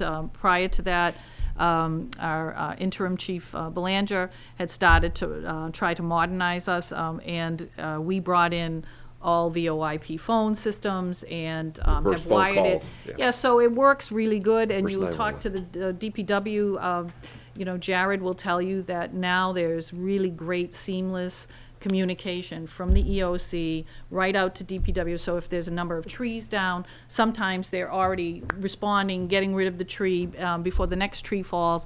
That didn't used to happen because the communication wasn't as good.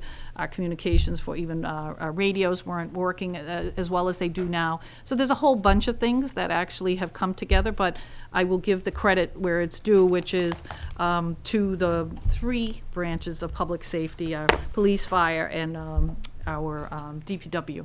I've been on site during a major storm, fielding phone calls with dispatch and with the fire department and DPW. So I know how it works. As a former trauma nurse, I get how important it is to respond quickly. That budget is sufficient for what we have because we've modernized everything.